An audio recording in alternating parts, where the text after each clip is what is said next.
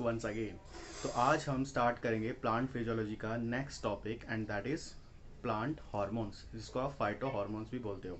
ये वीडियो आपको थोड़ी सी अलग दिखाई दे रही होगी। इसका रीज़न क्या है मैं अभी जल्दी से आपको बता देता हूँ। क्या है कि एक्चुअली जैसे कि मैंने आपको प्रॉमिस किया था कि मैं CSIR के एग्ज़ाम से पहले CSR के जो इम्पॉर्टेंट टॉपिक्स हैं, जो एरियाज़ हैं, उनको कवर करने की कोशिश करूँगा, है ना। जैसे कि प्लांट फिजियोलॉजी हो गया, मॉलिक्यूलर बायोलॉजी हो गया, आपका बायोकेमिस्ट्री हो गया, इकोलॉजी इवोल्यूशन हो गया, है ना। तो जल्दी से जल्दी मैं इन एरियाज़ को कवर करने की कोशिश करूँगा, लेकिन बोर्ड के थ्रू, वाइट बोर्ड के थ्रू वो पॉसिबल हो नहीं पा रहा था बहुत जल्दी जल्दी। इसलिए ये जो आपका 3-4 दिन का गैप है, ये गैप इसलिए भी था क्योंकि एक तो आपका DBT का एग्ज़ाम था।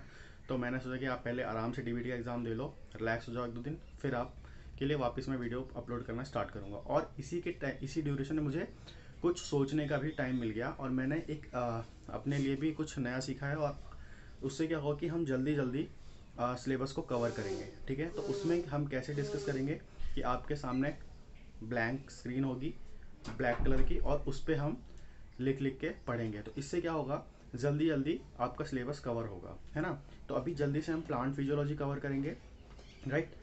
मैं पूरी कोशिश करूँगा कि एक हफ्ते के अंदर प्लांट फिजियोलॉजी कवर करने की पूरी कोशिश करूँगा। जैसे ही प्लांट फिजियोलॉजी कवर होगी मैं आपका मॉलिक्यूलर बायोलॉजी स्टार्ट कर दूंगा, ठीक है।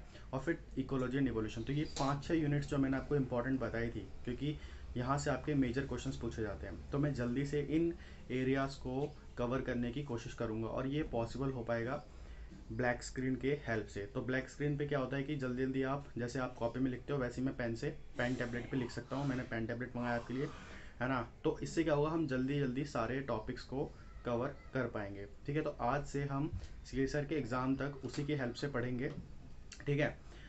ये मेरा पहला वीडियो होगा इस टाइप का कि ब्लैक स्क्रीन के ऊपर लिखने वाला। तो हो सकता है कि थोड़ी बहुत राइटिंग में प्रॉब्लम हो, बट मैंने पूरी कोशिश की है कि राइटिंग आपको अच्छे से समझ में आ जाएगी। वो आपको देखने पे पता चल जाएगा राइटिंग अच्छे से समझ में आ रही है, ठीक है। तो स्टार्ट करते हैं आज का लेक्चर फाइटो हॉर्मोन्स के ऊपर, है ना। फाइटो हॉर्मोन्स काफ़ी इंपॉर्टेंट है CSIR के एग्जाम के लिए, है ना, क्योंकि यहाँ से अराउंड आपके 6 to 8 मार्क्स से क्वेश्चन डायरेक्टली पूछे जाते हैं। मतलब बहुत आसान, बहुत सिंपल क्वेश्चन पूछे जाते हैं, ठीक है। इसलिए फाइटो हॉर्मोन्स को आपको बिल्कुल भी छोड़कर नहीं जाना एग्जाम में, ठीक है। तो मुझे पूरी उम्मीद है कि ये तरीका आपको पसंद आएगा, कि इससे हम जल्दी जल्दी सारे टॉपिक्स को कवर कर लेंगे। चलिए स्टार्ट करते हैं फाइटो हॉर्मोन्स। और कैसी लगी ये वीडियो आपको एंड में बताना कमेंट बॉक्स में। चलिए स्टार्ट करते हैं। और आज के लेक्चर में हम जो बात करने वाले हैं वो है आपका प्लांट हार्मोन्स, ठीक है। प्लांट हार्मोन्स को आप फाइटो हार्मोन्स भी बोलते हो, है ना, फाइटो हार्मोन्स, राइट।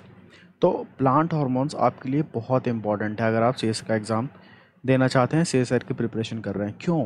क्योंकि ये जो प्लांट हार्मोन है ना, ये आपका काफ़ी आसान टॉपिक है। मतलब यहाँ से सीधे सीधे क्वेश्चन पूछे जाते हैं, डायरेक्ट क्वेश्चन पूछे जाते हैं। और ये सिर्फ फाइटो हार्मोन से आपके अराउंड 6 to 8 मार्क्स के क्वेश्चन आते हैं आपके किसमें, CSIR में, ठीक है।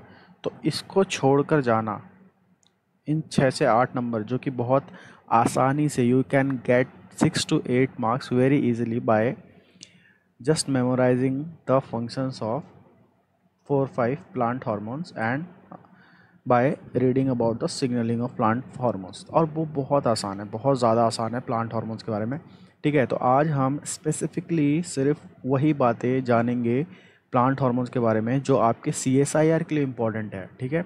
आपको इससे ज़्यादा और इससे कम कुछ नहीं समझना ना पढ़ना अगर आप CSIR के लिए एग्ज़ाम देने जा रहे हो, ठीक है। तो स्टार्ट करते हैं। तो मैं आपको सबसे पहले तो एक जल्दी से आपको ये बता देता हूँ कि हम प्लांट हार्मोन्स में क्या क्या चीज़ें कवर करने वाले हैं, राइट। तो प्लांट हार्मोन्स में जो हम कवर करेंगे सबसे पहले वो है आपका छोटा सा इंट्रोडक्शन। जल्दी से हम इसका एक इंट्रोडक्शन समझ लेंगे, ठीक है। इंट्रोडक्शन, ठीक है। इंट्रोडक्शन एग्ज़ाम के लिए ज़्यादा इंपॉर्टेंट नहीं है, लेकिन क्योंकि हम फाइटो हार्मोन शुरू करने जा रहे हैं तो किसी भी टॉपिक का एक छोटा सा जल्दी से इंट्रोडक्शन हमको ज़रूर पढ़ना चाहिए ताकि हमारा एक बेस बन जाए, ठीक है। इंट्रोडक्शन समझने के बाद हम जो डिस्कस करेंगे वो करेंगे इसके टाइप्स के बारे में, कौन कौन से टाइप्स के फाइटो हार्मोन्स होते हैं, ठीक है। तो फाइटो हार्मोन्स जो होते हैं वो बेसिकली होते तो बहुत सारे हैं, लेकिन क्योंकि हमें सिर्फ CSIR के पॉइंट ऑफ व्यू से देखना है तो हम सिर्फ उन्हीं के बारे में पढ़ेंगे जो एग्ज़ाम में पूछे जाते हैं। ठीक है, तो एग्ज़ाम में आपके पूछे जाते हैं आपके मेनली 4-5 फाइटो हार्मोन्स के बारे में। ठीक है, और वो फाइटो हार्मोन्स कौन कौन से हैं? तो पहला है आपका ऑक्सिन। ठीक है, दूसरा है आपका साइटोकाइनिन, तीसरा है आपका जिब्रेलिक जिब्रेलिक एसिड। ठीक है, चौथा है आपका एब्सिसिक एब्सिसिक एसिड। ठीक है, एब्सिसिक एब्सिसिक की आप स्पेलिंग एक बार चेक कर लेना। ठीक है, एब्सिसिक एसिड की। ठीक है, उसके बाद पांचवा है आपका इथाइलिन। तो ये 5 फाइटो हार्मोन्स हैं जिनके बारे में आपको आज मैं पढ़ाऊंगा, और इनमें से ही क्वेश्चन ज़्यादातर आपके CSR के एग्ज़ाम में पूछे जाते हैं। ठीक है, उसके बाद जो नेक्स्ट चीज़ है वो है, हम क्या डिस्कस करेंगे, इन पांचों हार्मोन्स के बारे में। इन पांचों हार्मोन्स के हम सिंथेसिस के बारे में बात करेंगे कि इनका सिंथेसिस कहाँ होता है, एंड सिंथेसिस एंड प्रिकर्सर। तो जिस हार्मोन का सिंथेसिस इम्पॉर्टेंट है उसका सिंथेसिस के बारे में बात करेंगे, और जिस हार्मोन का प्रिकर्सर इम्पॉर्टेंट है उसके प्रिकर्सर के बारे में बात करेंगे। ठीक है, उसके बाद हम बात करेंगे इनके सिग्नलिंग के बारे में, जो कि काफ़ी इम्पॉर्टेंट है आपके CSR के एग्ज़ाम के लिए। उसके बाद हम लास्ट में डिस्कस करेंगे सारे हार्मोन्स के फंक्शंस के बारे में। ठीक है, तो ये सारे टॉपिक्स आपको आज फाइटो हार्मोन्स में कवर करने हैं, और यहाँ से आपके आराम से कितने कितने 6 to 8 मार्क्स के क्वेश्चन आपको मिल जाएंगे। ठीक है, 6 to 8 मार्क्स के क्वेश्चन आपको आराम से मिल जाएंगे। ठीक है, तो स्टार्ट करते हैं। सबसे पहले छोटा सा इंट्रोडक्शन। ठीक है, किसके बारे में? प्लांट हार्मोन्स के बारे में छोटा सा इंट्रोडक्शन हम जल्दी से समझ लेते हैं कि फाइटो हार्मोन्स क्या होते हैं। तो आपका जो पहला पॉइंट है वो ये है कि जो प्लांट हार्मोन्स होते हैं वो आपके होते हैं सिग्नलिंग मॉलिक्यूल्स। ठीक है, सिग्नलिंग मॉलिक्यूल्स होते हैं, राइट। उसके बाद आपका जो दूसरा पॉइंट है वो ये है कि जो आपके प्लांट हार्मोन्स होते हैं वो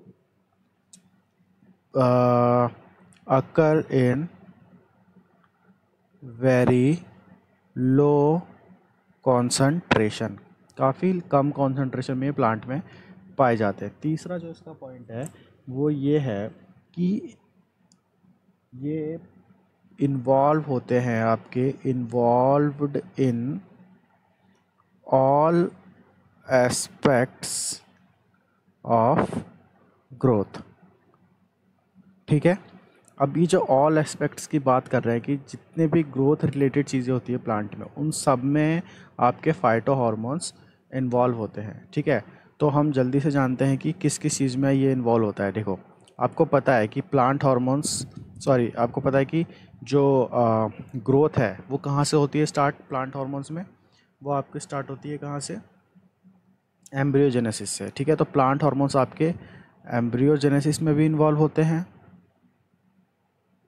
ठीक है, उसके बाद प्लांट्स आपके जो फाइटो हार्मोन्स होते हैं वो आपके जो प्लांट्स के जो ऑर्गन साइज होते हैं उनको भी रेगुलेट करते हैं। ठीक है, plant hormones also regulate organ size.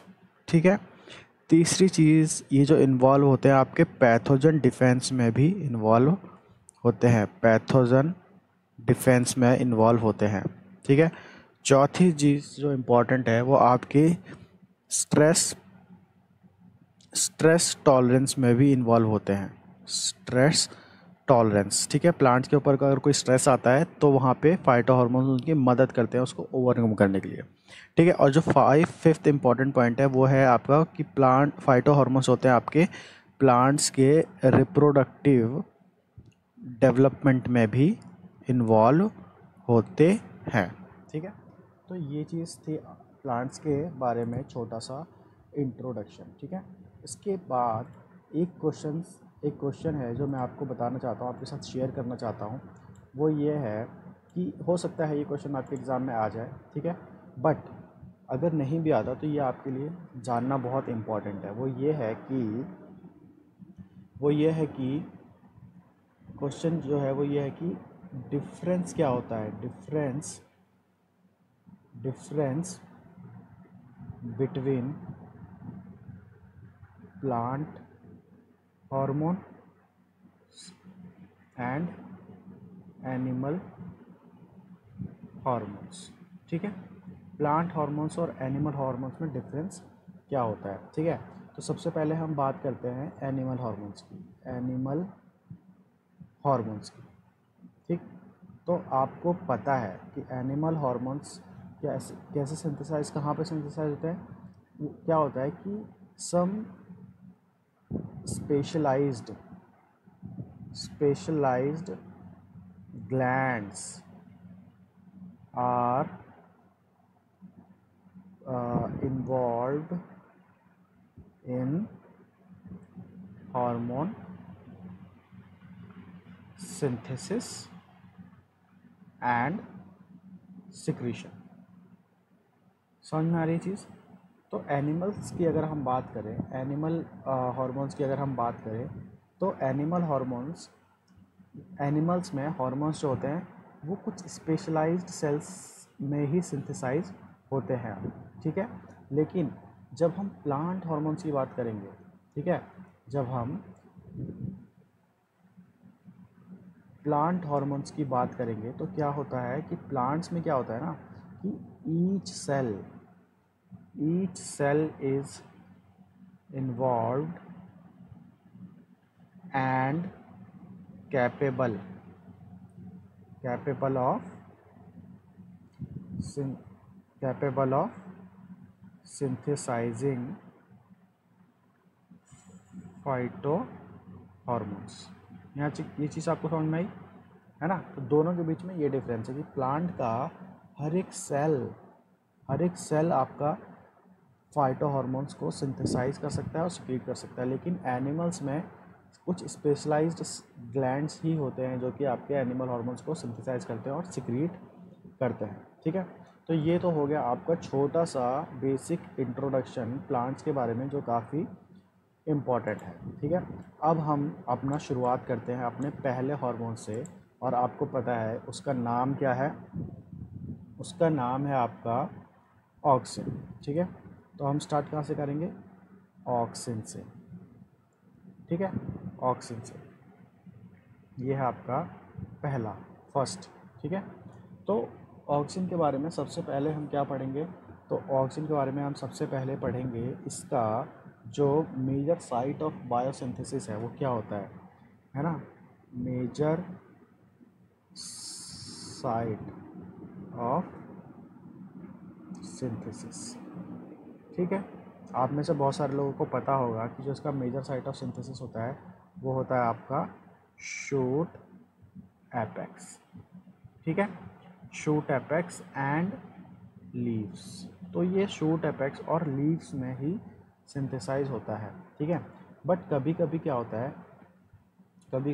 है, rarely, sometimes it is also synthesised also in root apex. ठीक है, तो ये चीज़ आपको याद रखनी है। ठीक है, लेकिन जो मेजर जो साइट होता है ना इसका वो होता है आपका शूट एपेक्स एंड लीव्स। इसको आपको ध्यान में रखना है। अब ऑक्सिन के ये तो हो गए हमारा कि साइट ऑफ सिंथेसिस क्या होता है। इसके बाद जो इम्पॉर्टेंट क्वेश्चन कहाँ से पूछे जाते हैं, वो पूछे जाते हैं आपके प्रिकर्सर से, कि ऑक्सिन का प्रिकर्सर कौन होता है, मतलब ऑक्सिन आपका कौन से मॉलिक्यूल से डिराइव होता है। ठीक है, तो यहाँ पे आपको ज़रा ध्यान से समझना है। ठीक है, क्योंकि ये क्वेश्चन आपके लिए बहुत इंपॉर्टेंट है। ठीक है, यहाँ से क्वेश्चन आपके लिए कई जगह पे कई एग्ज़ाम्स में डायरेक्टली पूछे जाते हैं।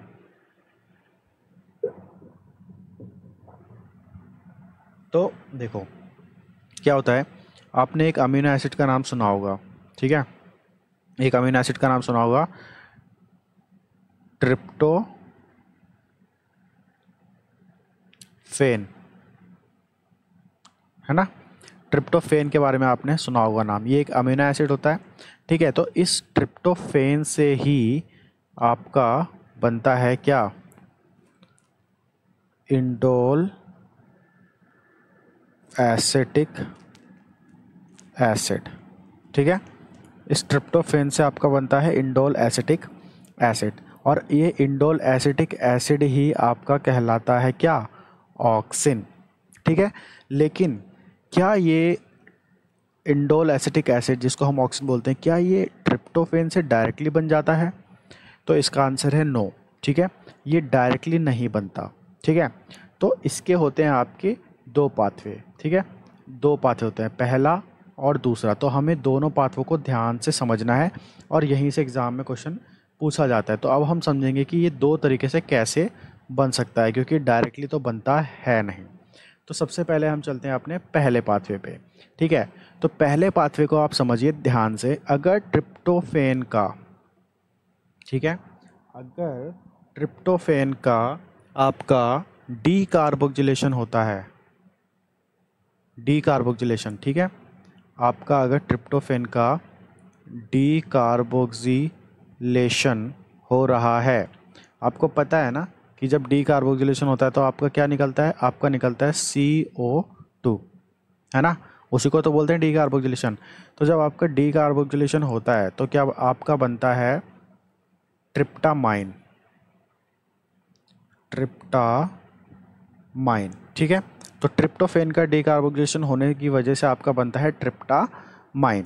ठीक है, उसके बाद अब आप आ जाइए दूसरे पाथवे की तरफ। ठीक है, तो दूसरे पाथवे में क्या होता है कि अगर ट्रिप्टोफेन का आपका डी एमिनेशन हो गया, ठीक है, डी एमिनेशन अगर आपका होता है, ठीक है ना, तो आपको पता है कि डी एमिनेशन का मतलब क्या होता है कि अगर अमोनिया रिलीज़ हो रहा है।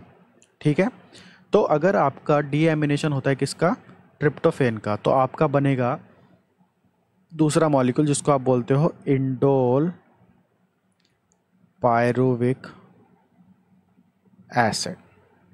ठीक है, यहाँ तक आपको समझ में आया? Very good. अब क्या होता है कि पहले पाथवे की तरफ आ जाओ। तो यहाँ पे पहले पाथवे में पहले ट्रिप्टोफेन का डी कार्बोक्सिलेशन हुआ था और बना था आपका ट्रिप्टोफेन। अब क्या ट्रिप्टामाइन, और अब ट्रिप्टामाइन का क्या होता है कि ट्रिप्टामाइन का हो जाता है आपका ट्रिप्टामाइन का होता है यहाँ पे डी कार्बोक्सिलेशन। ठीक है ना, आई एम सॉरी, यहाँ पे आपका डी कार्बोक्सिलेशन नहीं होता, यहाँ पे होता है आपका यहाँ पे होता है आपका डी एमिनेशन। ठीक है, तो डी कार्बोक्सिलेशन तो पहले ही हो गया है ना, तो यहाँ पे पहले ए लिख लेते हैं, पहले होता है डी कार्बोक्सिलेशन और बाद में होता है आपका डी एमिनेशन। तो आपको पता है कि डी एमिनेशन में क्या होता है भाई, डी एमिनेशन में आपका NH3 अमोनिया ग्रुप रिलीज होता है। तो जब ट्रिप्टामाइन का डी एमिनेशन होता है तब बन जाता है आपका इंडोल एसिटिक एसिड। ये हम बात कर रहे हैं पहले पाथवे की, ये है आपका पहला पाथवे, तो ये इस तरीके से होता है। लेकिन जब हम दूसरे पाथवे की बात करेंगे इसकी, तो इसमें क्या होता है आपका, पहले तो होता है आपका डी एमिनेशन, है ना, और फिर इंडोल पायरुविक एसिड का आपका हो जाता है डी कार्बोक्सिलेशन, है ना, and you know that when decarboxylation occurs it release carbon dioxide. ठीक है, तो यहाँ पे पहले हो रहा है आपका डीएमिनेशन और बाद में हो रहा है आपका डीकार्बोक्सिलेशन। समझ में आ रहा है आपको? तो आई होप कि अब ये दोनों पाथवे आपको समझ में आ गए हैं। तो पहले पाथवे में पहले डीकार्बोक्सिलेशन होता है और बाद में डीएमिनेशन होता है, लेकिन दूसरे पाथ में क्या होता है, ये स्टेप थोड़ा सा रिवर्स हो जाता है, मतलब पहले डीएमिनेशन हो रहा है और बाद में डीकार्बोक्सिलेशन। ठीक है, तो ये चीज़ें आपको याद रखनी है। तो यहाँ पे एग्ज़ाम में क्वेश्चन क्या क्या पूछा जा सकता है, यहाँ पे आपको एग्ज़ाम में क्वेश्चन ये पूछा जा सकता है, अच्छा सॉरी, यहाँ पे मैं आपको एक चीज़ क्लियर कर दूँ, एक मैंने थोड़ी सी मिस्टेक ये कर दी है कि एक मिनट, हाँ, तो ये है जो ये आपका इंडोल एसिटिक एसिड यहाँ पे नहीं बनता, यहाँ पे आपका बनता है, यहाँ पे आपका बनता है indole acetaldehyde, indole acetaldehyde, right. और फिर क्या होता है कि इस इंडोल एसिटल्डिहाइड का हो जाता है यहाँ पे ऑक्सीडेशन, और ऑक्सीडेशन होने के बाद आपका जो मॉलिक्यूल बनता है आप उसको बोलते हो इंडोल एसिटिक एसिड। तो इसको आप सही कर लेना, ठीक है, आई एम सॉरी। और इसी इंडोल एसिटिक एसिड को आप बोलते हो ऑक्सिन, ठीक है। तो ये हो गया आपका ऑक्सिन का सिंथेसिस, बायोसिंथेसिस पाथवे। अब यहाँ पे आपके क्वेश्चन क्या क्या पूछे जा सकते हैं। एक तो आपका क्वेश्चन पूछा जा सकता है कि इंडोल एसिटिक एसिड का आपका प्रिकर्सर क्या है। तो भाई प्रिकर्सर क्या है आपको अच्छे से अब पता चल गया यहाँ पे। तो इसका प्रिकर्सर जो है वो है आपका ट्रिप्टोफेन, है ना। तो ट्रिप्टोफेन क्या है, एक अमीनो एसिड। तो एक अमीनो एसिड किसका प्रिकर्सर होता है, आपका ऑक्सिन का, ठीक है। और इंटरमीडिएट्स कौन कौन से होते हैं, तो एक इंटरमीडिएट्स तो आपका ये हो गया ट्रिप्टामाइन, ठीक है।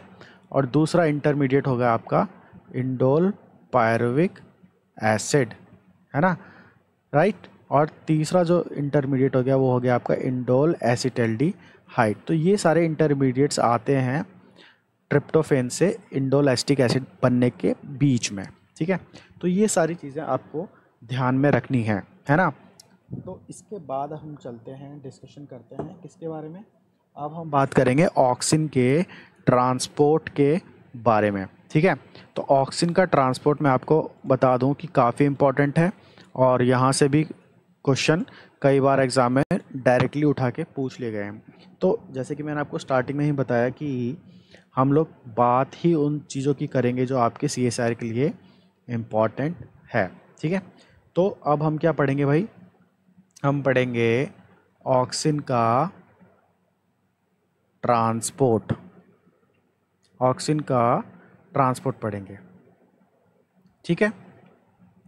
तो क्या होता है, अब देखो ध्यान से यहाँ पे समझते जाना, ठीक है। मैं आपको एक छोटा सा डायग्राम बना के दिखा रहा हूँ और उसके थ्रू आपको समझाने की कोशिश करूँगा, ठीक है। तो मान लो कि ये है आपका एक प्लांट, ठीक है, ये है आपका एक प्लांट, ठीक है।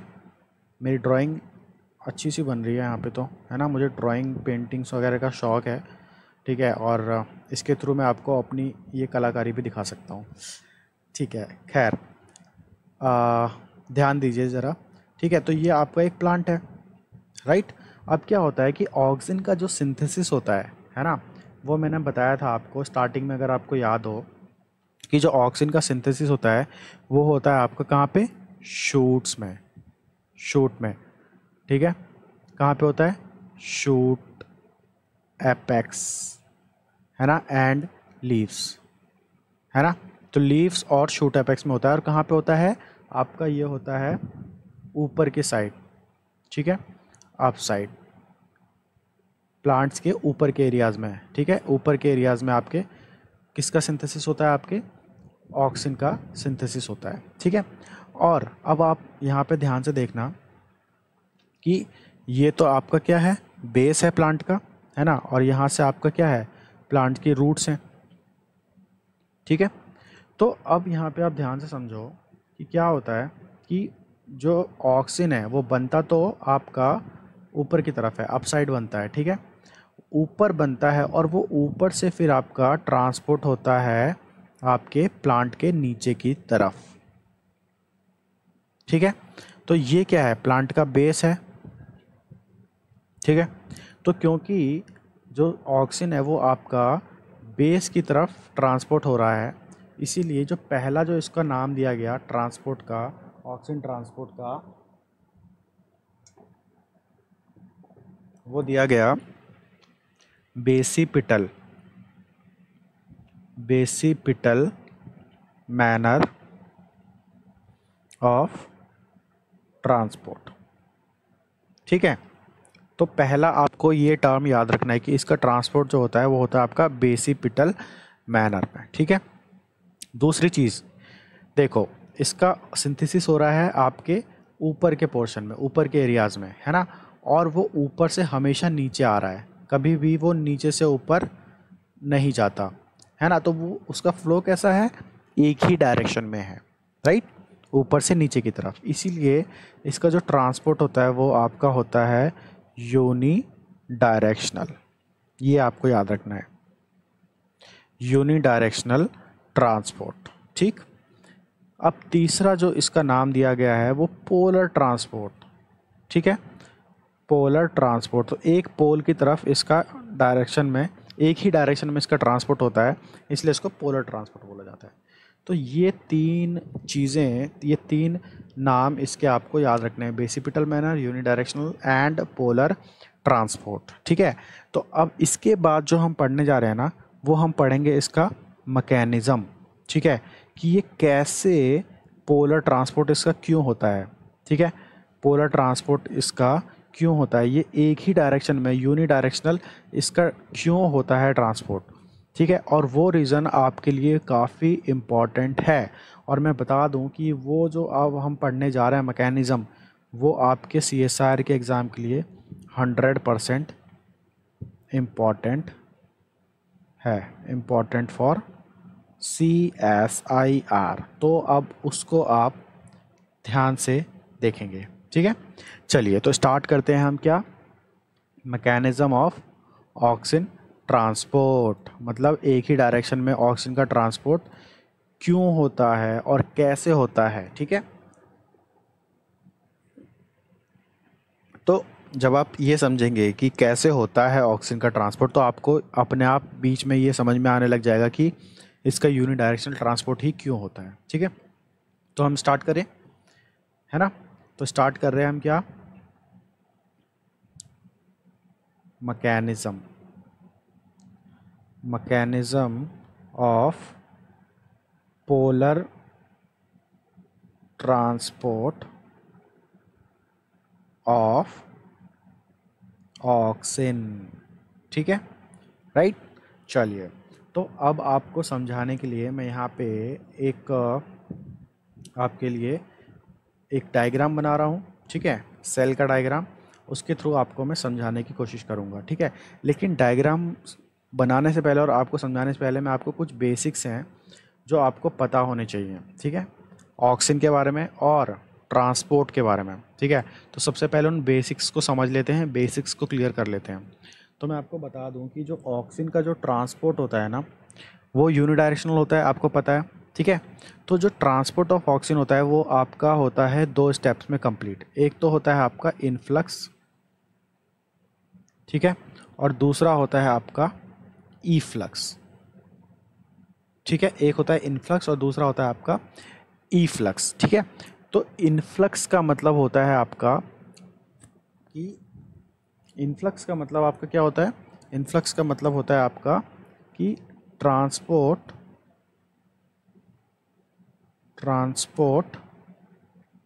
Of oxygen from extracellular region to the cell, है ना, इस सेल के अंदर कैसे आ रहा है ऑक्सीजन। ठीक है, और ईफ्लक्स का मतलब होता है आपका, ईफ्लक्स का मतलब होता है आपका कि ईफ्लक्स का मतलब होता है आपका transport of oxygen from cell to extracellular space. ठीक है, तो ये चीज़ आप याद रखना, अभी आपको इनफ्लक्स और इफ्लक्स बहुत अच्छे से समझ में आने वाला है। ठीक है, तो अब यहाँ पे जो इनफ्लक्स होता है ना, यहाँ पे जो इनफ्लक्स होता है, ठीक है, पहले हम इनफ्लक्स की बात कर लेते हैं जल्दी से। तो जो इनफ्लक्स होता है ना, वो आपका 2 टाइप से हो सकता है, या तो उस ऑक्सीजन का होगा आपका एक्टिव ट्रांसपोर्ट, राइट, या होगा आपका पैसिव ट्रांसपोर्ट। ठीक है, तो जो पैसिव ट्रांसपोर्ट होता है ना, उसको आप सिंपल डिफ्यूज़न भी बोलते हो, है ना। ये सारी चीज़ें आपने बेसिक से आपने अच्छे से पढ़ी होंगी। ठीक है। तो एक्टिव ट्रांसपोर्ट और पैसिव ट्रांसपोर्ट। अब एक्टिव ट्रांसपोर्ट कब होता है और पैसिव ट्रांसपोर्ट कब होता है ऑक्सीजन का, वो हम पढ़ेंगे अभी डायग्राम की हेल्प से, ठीक है। उसके बाद एक और चीज़ मैं आपको बता दूं, फिर हम चलेंगे डायग्राम पे। तो वो कौन सी इंपॉर्टेंट चीज़ है, वो इम्पॉर्टेंट चीज़ है कि जो ऑक्सीजन होता है ना, ऑक्सीजन आपका दो फॉर्म में प्रेजेंट हो सकता है। इसके दो फॉर्म्स हो सकते हैं, कौन कौन से? एक तो आपका हो सकता है ये प्रोटोनेटेड फॉर्म में present, protonated form of oxygen, ठीक है। और दूसरा जो होगा वो होगा आपका डीप्रोटोनेटेड फॉर्म ऑफ ऑक्सीजन, ठीक है ना। तो अभी मैंने आपको थोड़ी देर पहले एक चीज़ बताई थी, अगर आपको याद हो, कि जो ऑक्सीजन होता है उसका प्रिकर्सर,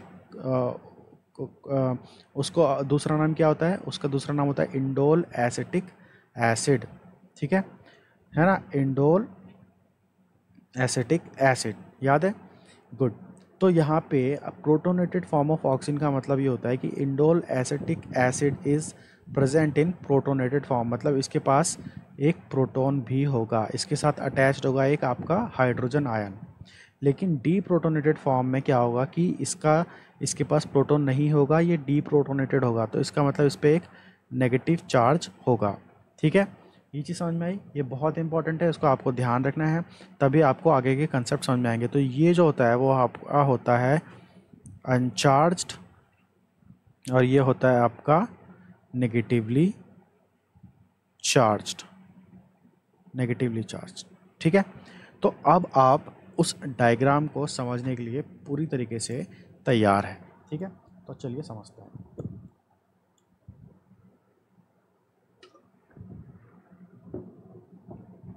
चलिए तो स्टार्ट करते हैं हम समझना इसका। सबसे पहले हम समझेंगे इनफ्लक्स, ठीक है। सबसे पहले हम समझेंगे इसके इनफ्लक्स के बारे में कि ऑक्सीजन का इनफ्लक्स होता कैसे है, ठीक है। चलिए तो अब मैं सबसे पहले आपके सामने एक डायग्राम बनाने जा रहा हूँ, राइट। आपके सामने एक डायग्राम बनाने जा रहा हूँ, देखो ध्यान से, ठीक है। ये है एक आपका मान लो सेल, ठीक है। ये है आपका सेल और ये है आपका सेल का आउटर स्पेस, ठीक है। एक्स्ट्रा सेलुलर रीजन बोल सकते हो आप इसको, ठीक है। इसके थ्रू आपको क्या समझ में आने वाला है, आपको समझ में आने वाला है कि ऑक्सीजन का इनफ्लक्स कैसे होता है और ईफ्लक्स कैसे होता है। और यहाँ से आपके बहुत क्वेश्चन पूछे जाते हैं, और मैंने आपको बताया था कि ये आपका 100% इम्पॉर्टेंट है, तो आप इसको ध्यान से समझो, ठीक है। चलिए स्टार्ट करते हैं कि इसका इनफ्लक्स कैसे होता है। तो स्टार्ट करने से पहले आपको मैं बता दूं कि इसका ये वाला जो पोर्शन होता है, आप इसको बोलते हो एपोप्लास्टिक स्पेस, ठीक है।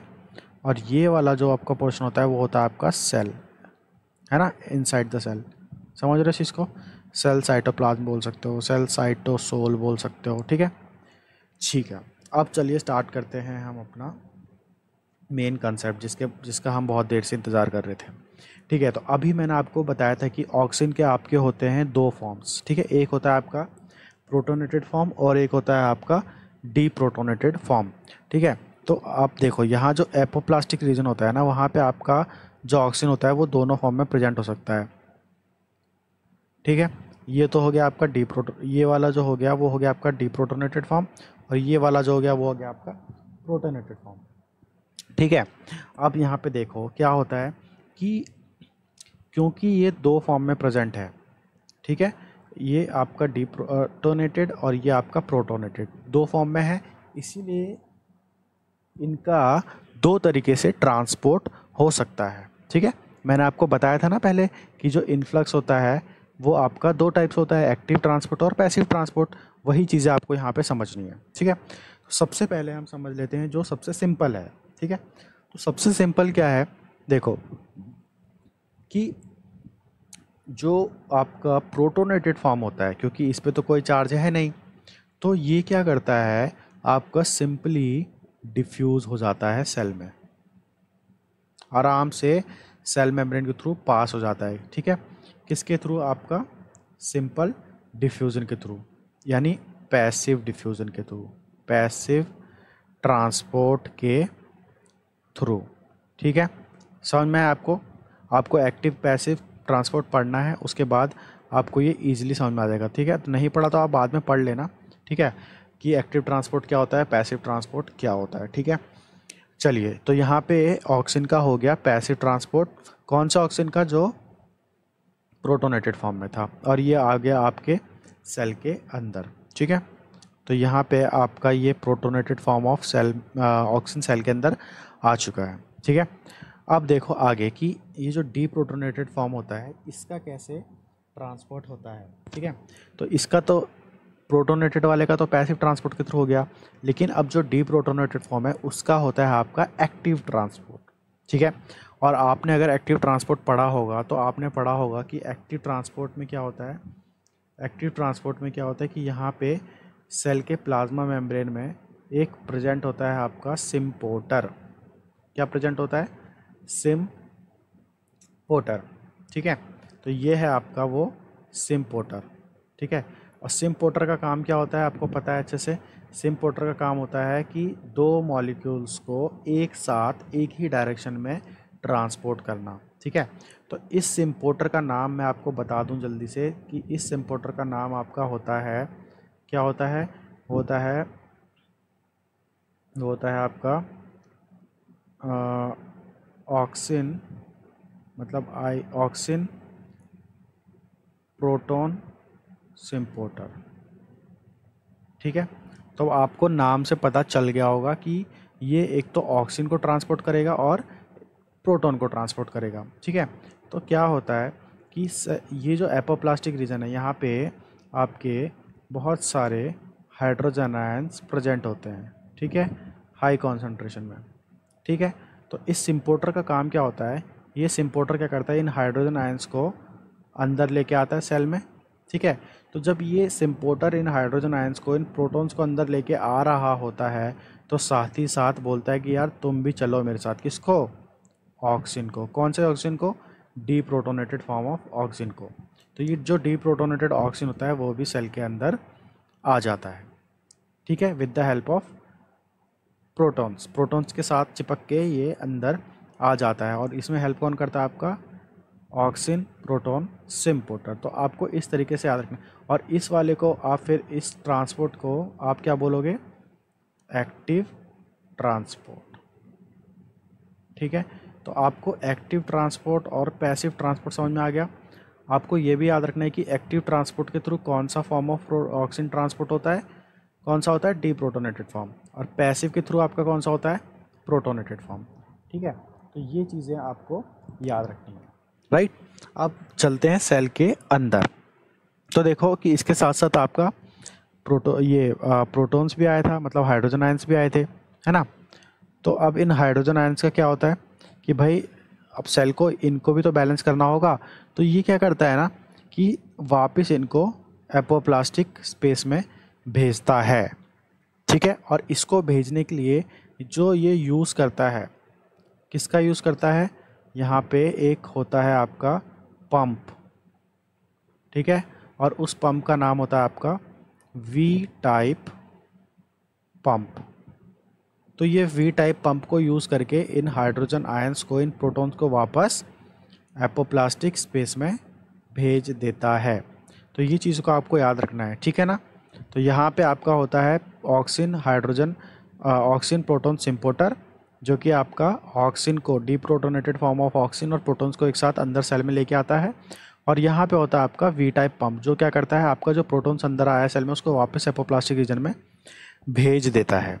ठीक है, तो यहाँ तक ये तो हो गया आपका इन्फ्लक्स कैसे होता है। ठीक है, अब यहाँ पे जो नेक्स्ट कंसेप्ट है वो काफ़ी इंपॉर्टेंट कंसेप्ट है कि कभी कभी एग्जाम में क्वेश्चन आपका ये पूछा जा सकता है कि सेल के अंदर ऑक्सीजन किस फॉर्म में प्रेजेंट होता है?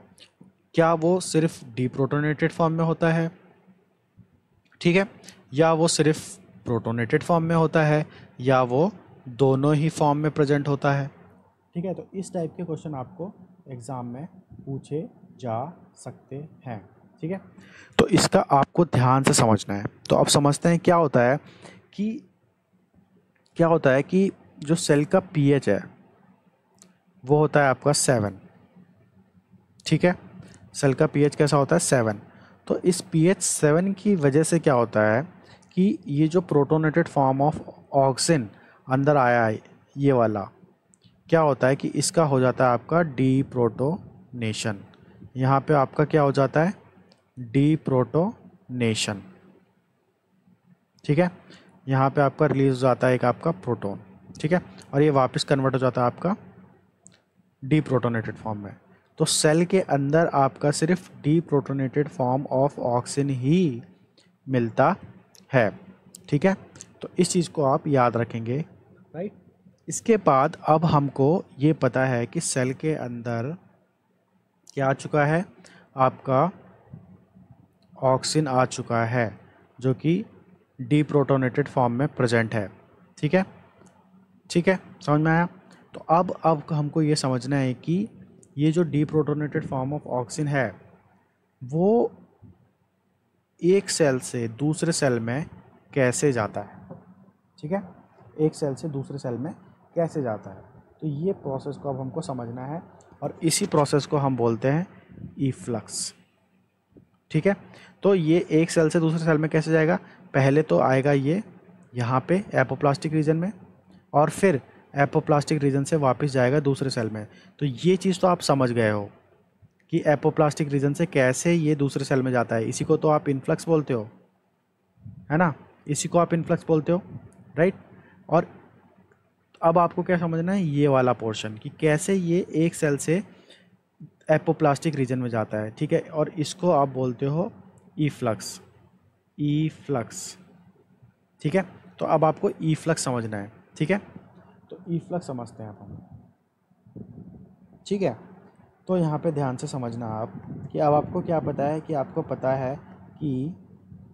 आपको ये पता है कि सेल के अंदर कैसे ऑक्सीजन आया। ठीक है ना। तो यहाँ पे आप देखो ध्यान से, डीप्रोटोनेटेड फॉर्म ऑफ ऑक्सीजन प्रेजेंट है सेल के अंदर। ठीक, अब हम बात करने जा रहे हैं अपना किसका, इफ्लक्स का, राइट।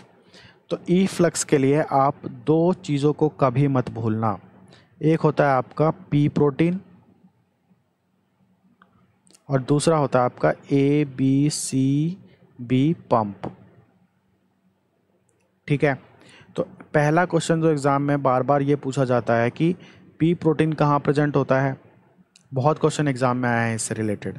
ठीक है, तो यहाँ पे देखो, अब आपको समझना है इफ्लक्स, तो हम इफ्लक्स पे कंसंट्रेट करेंगे और समझेंगे थोड़ा डिटेल में सही से, है ना। तो स्टार्ट करते हैं। देखो, उससे पहले मैं आपको बता दूं कि यहाँ पे आप ये मान के चलो कि जो पी प्रोटीन है, ये जो पी प्रोटीन है वो है आपका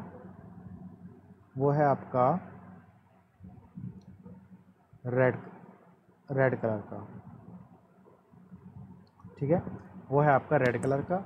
और जो आपका ABCB पंप है, ABCB पंप है, वो है आपका, कोई और कलर लेते हैं जो कि थोड़ा सा डिफरेंट हो। ठीक है, वो है आपका ब्लू कलर का, मान लो। ठीक है, वो है आपका ब्लू कलर का। तो क्या होता है कि जो पिन प्रोटीन होता है वो आपके सेल के ना सिर्फ नीचे की तरफ प्रेजेंट होता है, नीचे वाले प्लाज्मा मेम्ब्रेन में प्रेजेंट होता है। ठीक है, बेस की तरफ प्रेजेंट होता है।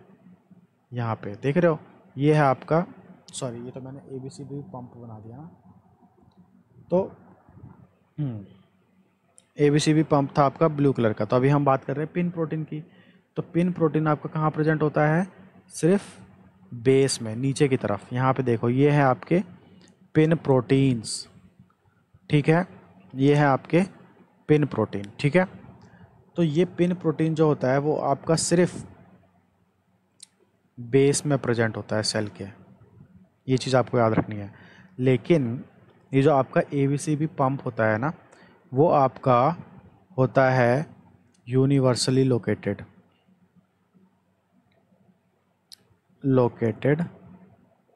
Across plasma membrane. ठीक है, ये चीज़ आपको याद रखनी है। तो क्या होता है कि ये आपका यूनिवर्सली लोकेटेड होता है। ठीक है, ये आपका यूनिवर्सली लोकेटेड होता है, राइट। तो अब हम समझते हैं, तो यूनिवर्सली लोकेटेड होता है, इसका मतलब क्या? इसका मतलब ये होता है कि, एक मिनट, थोड़ा मैं इसको एडजस्ट कर लूँ।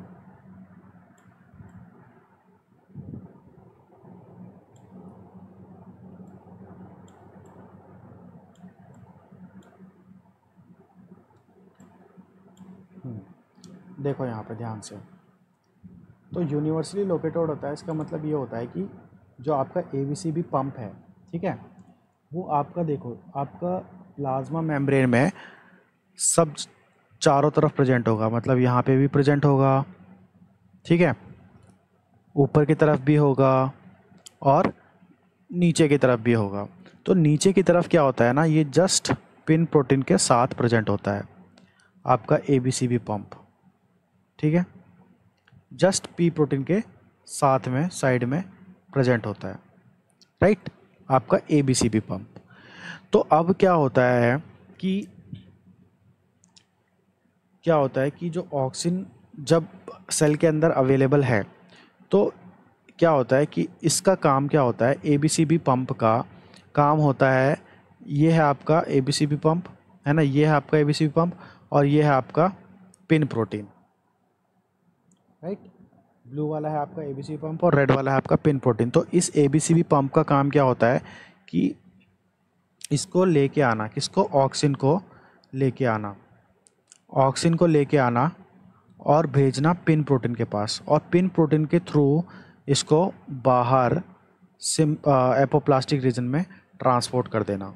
ठीक है, तो ABCB पंप ने क्या किया, ऑक्सीजन को लेके आया और पिन प्रोटीन के थ्रू आपका एपोप्लास्टिक रीजन में ट्रांसपोर्ट कर दिया।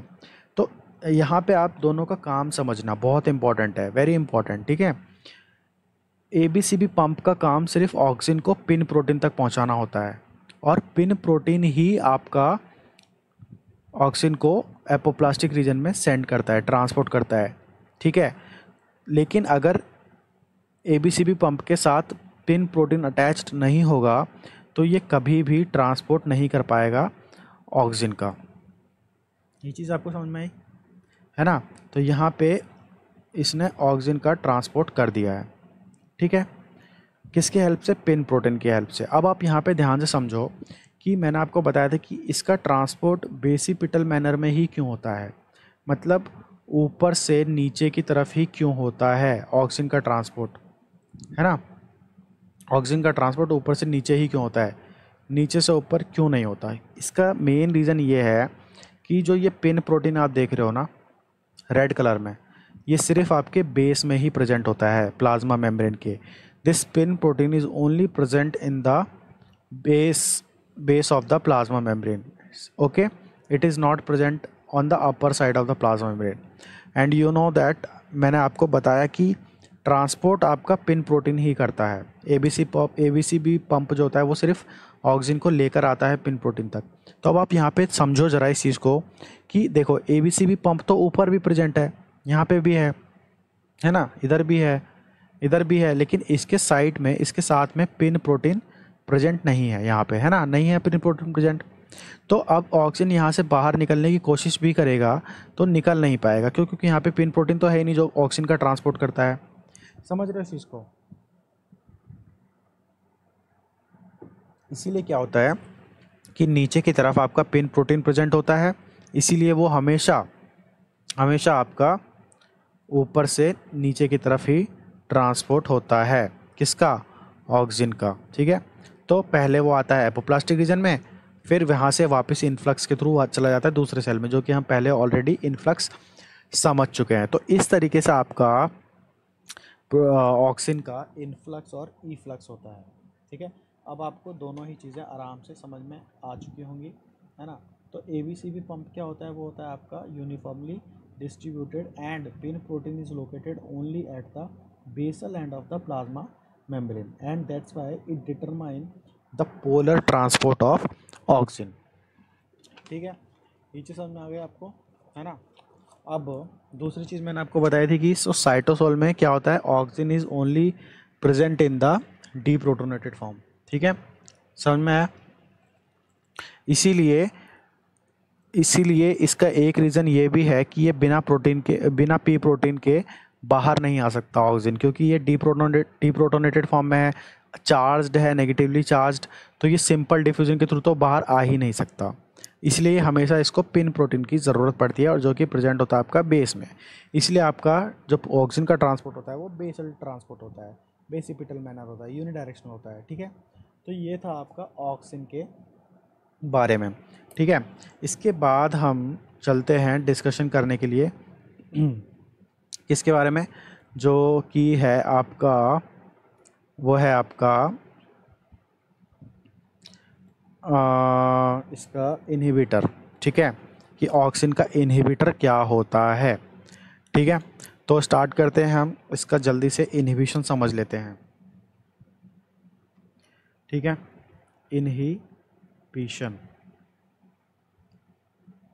Inhibition of oxygen transport. ठीक है, ऑक्सीजन ट्रांसपोर्ट का इनहिबिशन कैसे होता है। ठीक है, तो अब यहाँ पे ज़रा आप थोड़े से, आपको इनहिबिशन समझने के लिए आपको थोड़ी सी सेल बायोलॉजी समझनी होगी, जो कि मैं जल्दी से जल्दी बेसिक आपको समझाने की कोशिश करता हूँ। ठीक है, तो यहाँ पे देखो कि मान लो कि ये है आपका सेल, ये है आपका सेल। ठीक है, अब आपको पता है कि सेल के, आपको पता है कि क्या होता है कि सेल का ये जो न्यूक्लियस है ना, न्यूक्लियस है ये सेल का। ठीक है, ओके, तो दिस इज़ योर न्यूक्लियस। ठीक है, this is your nucleus, right. आपको पता है कि सेल के न्यूक्लियस में आपका क्या प्रेजेंट होता है, आपका प्रेजेंट होता है जीनोम, जो कि डीएनए है ना। ठीक है, डीएनए प्रेजेंट है। और अब हम किसकी बात कर रहे हैं, ऑक्सीजन ट्रांसपोर्ट की। तो चलो मान लेते हैं कि यहाँ पे एक जीन प्रेजेंट है। ठीक है, जो कि आपका ऑक्सीजन का एमआरएनए बनाता है। मतलब अगर ये जीन एक्सप्रेस होगा तो आपका एमआरएनए जो बनेगा वो आपका ऑक्सीजन का एमआरएनए बनेगा। ठीक है, और फिर ये आपका बाहर आएगा एमआरएनए, और यहाँ पे क्या होगा, राइबोसोम की हेल्प से आपका क्या होगा, प्रोटीन सिंथेसाइज होगा। तो ये हो गया आपका ऑक्सीजन का प्रोटीन। ठीक है, तो ये मान लो कि ये आपका ऑक्सीजन है। यहाँ तक आपको बात समझ में आ गई। ठीक है ना। आप, और अब देखो, आपको तो ये चीज़ तो पता ही है कि ऑक्सीजन का सिंथेसिस कहाँ पे, सॉरी, प्रोटीन का सिंथेसिस कहाँ पे होता है, वो होता है आपका एंडोप्लाज्मिक रेटिकुलम में, है ना। तो यहाँ पे आपके प्रेजेंट होते हैं एंडोप्लाज्मिक रेटिकुलम। ठीक है, और एंडोप्लाज्मिक रेटिकुलम के साथ ही अटैच्ड होता है आपका राइबोसोम, ये वाला जो राइबोसोम है।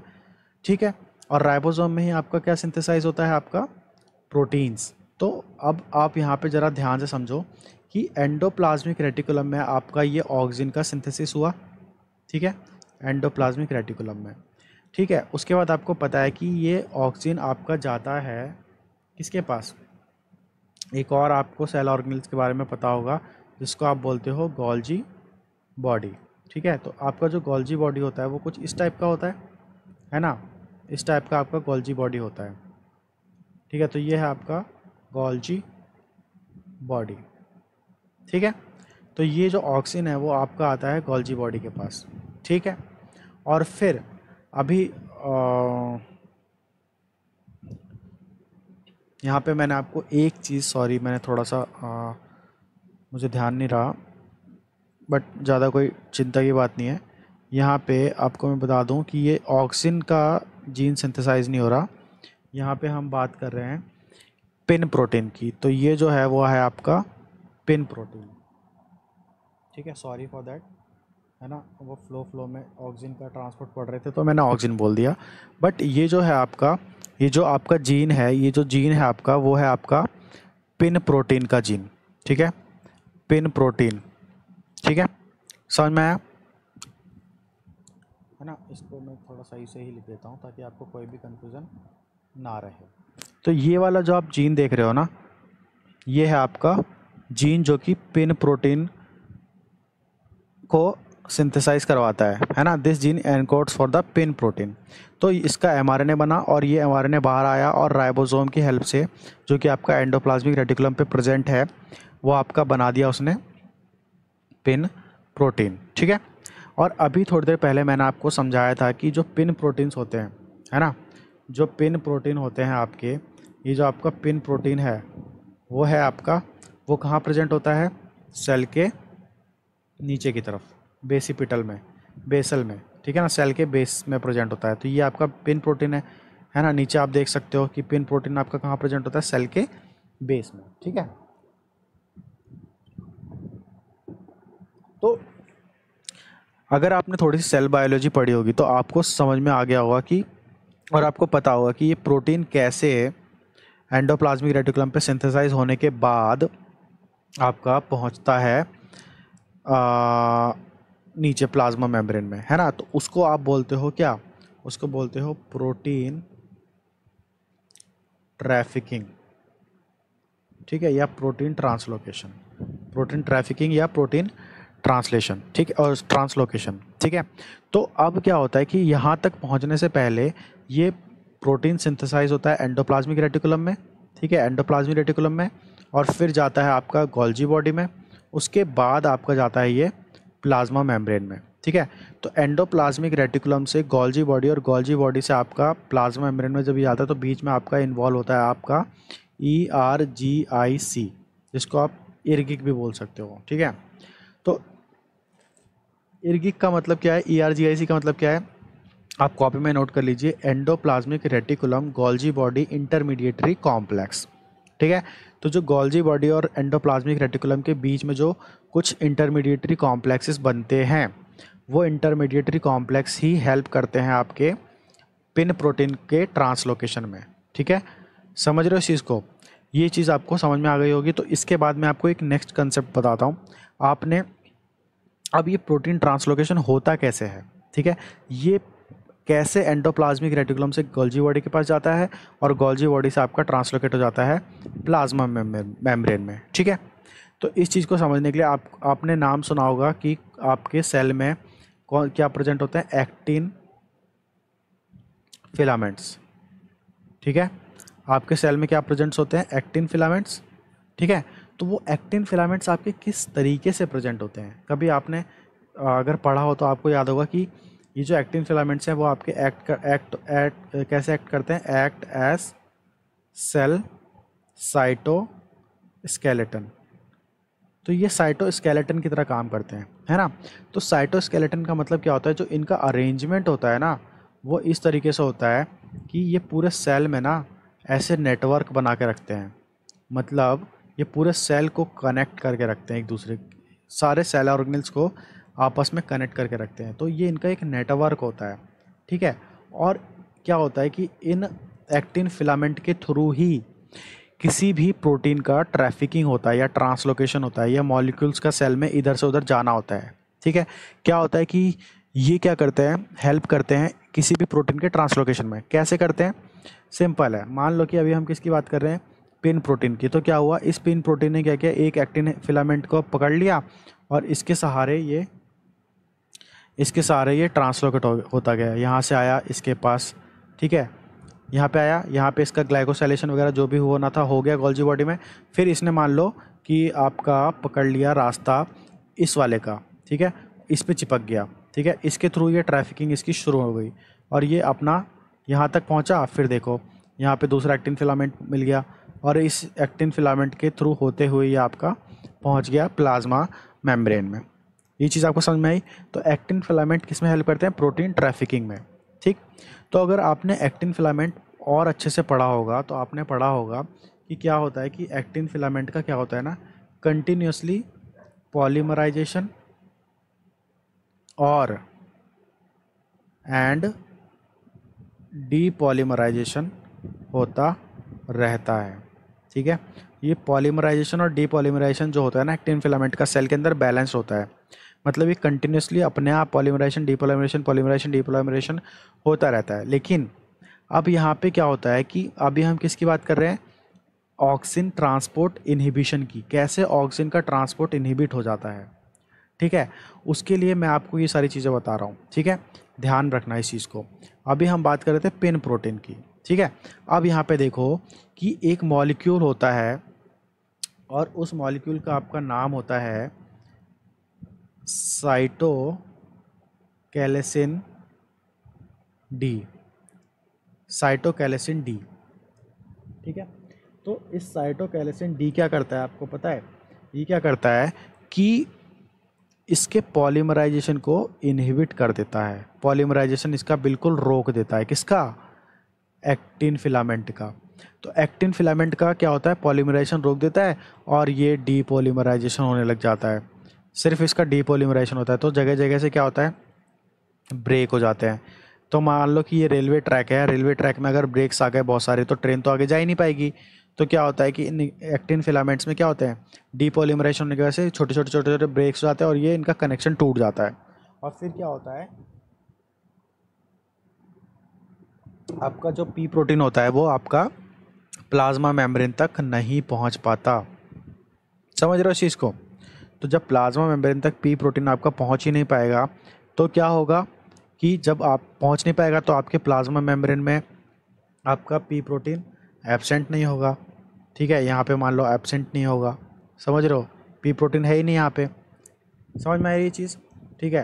तो अब जब पी प्रोटीन है ही नहीं यहाँ पे, पी प्रोटीन यहाँ पे है ही नहीं, तो भाई ऑक्सीजन का ट्रांसपोर्ट, जो सेल में ऑक्सीजन बना था याद है, सेल में जो ऑक्सीजन बना था वो कैसे होगा, तो इनडायरेक्टली साइटोकैलेसिन डी किसके ट्रांसपोर्ट को इनहिबिट कर रहा है, ऑक्सीजन के ट्रांसपोर्ट को इनहिबिट कर रहा है by inhibiting the trafficking of pin protein. Pin protein membrane में नहीं पहुंच पाया जिसकी वजह से ऑक्सीजन का ट्रांसपोर्ट रुक गया। तो आपको नाम याद रखना है सिर्फ साइटोकैलेसिन डी का, लेकिन कंसेप्ट्स आपको याद रखना है क्या, कि साइटोकैलेसिन डी इनहिबिट करता है प्रोटीन ट्रैफिक पिन प्रोटीन के ट्रैफिकिंग को, है ना। पिन प्रोटीन क्या है, प्रोटीन है, उसके ट्रैफिकिंग को रोक देता है। वो मेम्ब्रेन तक पहुंच नहीं पाता इसलिए मेम्ब्रेन में एब्सेंट होता है, और अगर एब्सेंट होगा तो क्या होगा, ऑक्सीजन का ट्रांसपोर्ट नहीं होगा, रुक जाएगा। इस तरीके से क्या होता है, आपका ऑक्सीजन का ट्रांसपोर्ट रुक जाता है। तो आपको साइटोकैलेसिन डी के बारे में ध्यान रखना है, राइट। इसके बाद अब ऑक्सीजन के बारे में अगर हम आगे बढ़ें तो इम्पॉर्टेंट है इसकी सिग्नलिंग। ठीक है,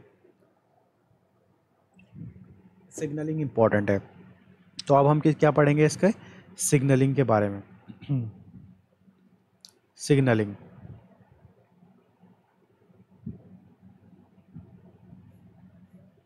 ठीक है। तो अब यहाँ पे आप थोड़ा और ध्यान से समझिए सिग्नलिंग को। ठीक है, जो सिग्नलिंग होती है काफ़ी इंटरेस्टिंग होती है ना, और यहाँ से क्वेश्चन पूछे जा सकते हैं, इसलिए इसको भी थोड़ा ध्यान से समझना। ठीक है, देखो मान लो कि ये जो है ये है आपका एक सेल। ठीक है, ये है आपका सेल। ठीक है, और सेल के अंदर आपको पता है क्या होता है भाई, सेल के अंदर होता है आपका न्यूक्लियस। तो ये है आपका न्यूक्लियस। ठीक है, यहाँ तक बात समझ में आ गई, राइट। ठीक है, अब आपको पता है कि यहाँ पे आपका प्रेजेंट होता है क्या, डीएनए, है ना, डीएनए प्रेजेंट होता है।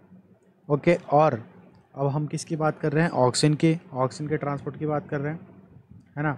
तो यहाँ पे मान लो कि एक जीन है जो है आपका, ये जीन है वो है आपका ARE। कॉपी में नोट कर लेना, ARE का मतलब होता है ऑक्सीजन रिस्पॉन्स एलिमेंट। समझ रहे हो इस चीज़ को, ऑक्सीजन रिस्पॉन्स एलिमेंट मतलब जब सेल के अंदर ऑक्सीजन आएगा, सेल के अंदर जब ऑक्सीजन आएगा, है ना, ऑक्सीजन आएगा, मान लो ये है आपका ऑक्सीजन। ठीक है, तो वो किस तरीके से सिग्नलिंग उसकी किस तरीके से होगी कि आपका जो ऑक्सिन रिस्पॉन्स एलिमेंट है वो आपका एक्सप्रेस कर जाए, है ना, ये जीन आपका एक्सप्रेस कर जाए और आपका एमआरएनए बने, और फिर ऑक्सिन के वजह से जो भी फंक्शंस होते हैं वो सेल के अंदर होने लग जाए, जैसे कि रूट ग्रोथ में हेल्प करता है ऑक्सिन। तो ऑक्सिन के सेल में आने की वजह से ऐसी कौन कौन से सिग्नलिंग हुई, यहाँ से यहाँ तक कौन कौन से सिग्नलिंग हुई, कौन कौन से मॉलिक्यूल्स आए, एक्टिव हुए, ठीक है, और उनने कैसे एआरई जो कि है ऑक्सिन रिस्पॉन्स एलिमेंट, इसको एक्टिवेट किया और आपका एमआरएनए बन गया और आपके रूट फॉर्मेशन में, रूट डेवलपमेंट में, रूट ग्रोथ में हेल्प हुई। तो इन चीज़ों को हम समझेंगे ऑक्सिन सिग्नलिंग में, ठीक है।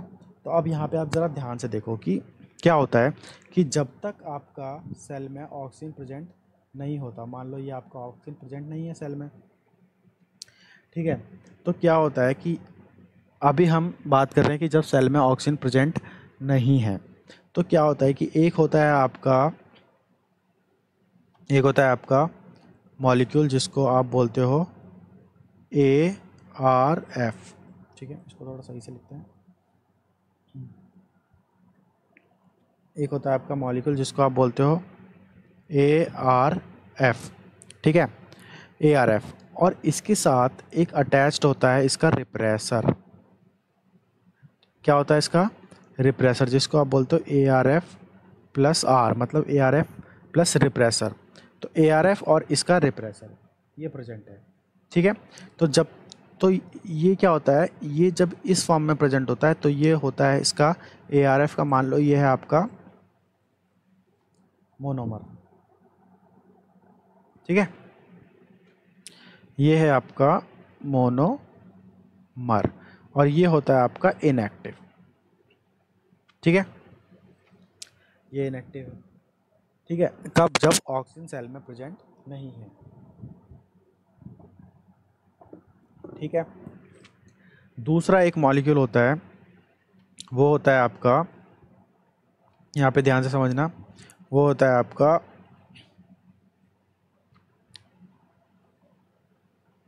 इस टाइप का कुछ होता है, ठीक है, इस टाइप का होता है कुछ ऐसा, ठीक है। तो इसका क्या नाम होता है भाई, इसका नाम होता है आपका SCF, या इसको TIR भी बोलते हैं, ठीक है। आपको इनकी टर्मिनोलॉजी में याद नहीं जाना, इसका फुल फॉर्म में कुछ मतलब नहीं है, मतलब है, लेकिन अभी यहाँ पे आपको कुछ याद नहीं करना, तो इसके फुल फॉर्म वगैरह कुछ नहीं आते। जो चीज़ एग्जाम में पूछी जाती है मैं वही आपको बता रहा हूँ, आपको सिर्फ उतना याद रखना है, ठीक है, ज़्यादा कॉम्प्लिकेटेड नहीं बनाना, ठीक है। तो यहाँ पे एक मॉलिक्यूल होता है जो होता है आपका SCF या TIR। अब यहाँ पे आप साइड देख रहे हैं कि ये वाली साइड देख रहे हैं, ये साइड, ये वाली साइड, है ना। तो ये साइड क्या होती है, ये साइट होती है आपके किसके लिए, ऑक्सीजन के लिए, ठीक है।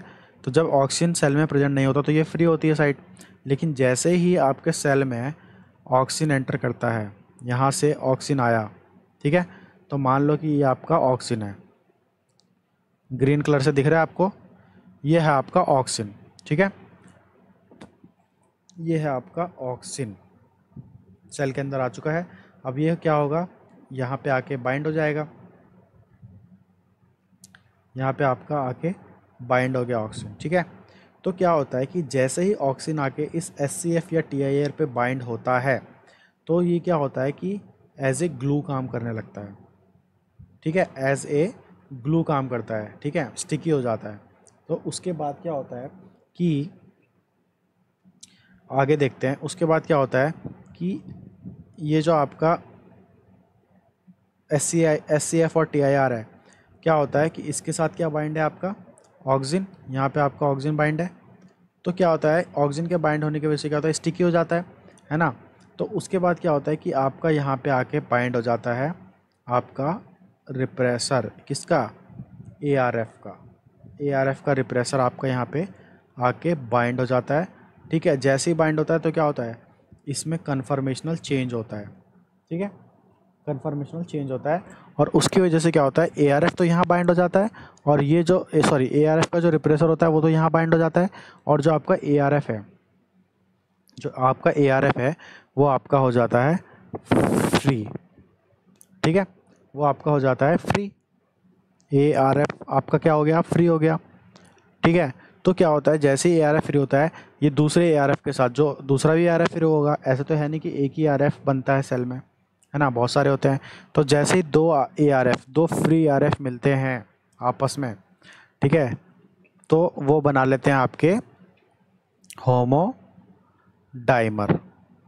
ठीक है, और जैसे ही ये होमोडाइमर बनते हैं, ये हो जाते हैं आपके एक्टिव। ठीक है, एक्टिव हो जाते हैं, और जैसे ही एक्टिव होते हैं, क्या होता है कि इनके पास दोनों का मिला के क्या होता है कि जब दोनों एक साथ बाइंड होते हैं, तभी यहाँ पे एक आपका न्यूक्लियस लोकलाइजेशन सिग्नल जो होता है NLS, वो आपका एक्सपोज्ड हो जाता है। ठीक है, तो इसकी वजह से क्या होता है कि न्यूक्लियस लोकलाइजेशन सिग्नल आपका एक्सपोज हो गया। इसकी वजह से क्या होता है कि ये आपका न्यूक्लियस की तरफ आता है और न्यूक्लियस के अंदर एंटर कर जाता है। ठीक है, न्यूक्लियस के अंदर एंटर करने के बाद ये आके आपका ARF जो ARF होता है वो आपका बाइंड कर जाता है किससे, ऑक्सीजन रिस्पॉन्स एलिमेंट से, जो आपका होमोडाइमर है, और फिर वो क्या करता है, इसको एक्टिवेट कर देता है, और ये इसका mRNA बनने लग जाता है।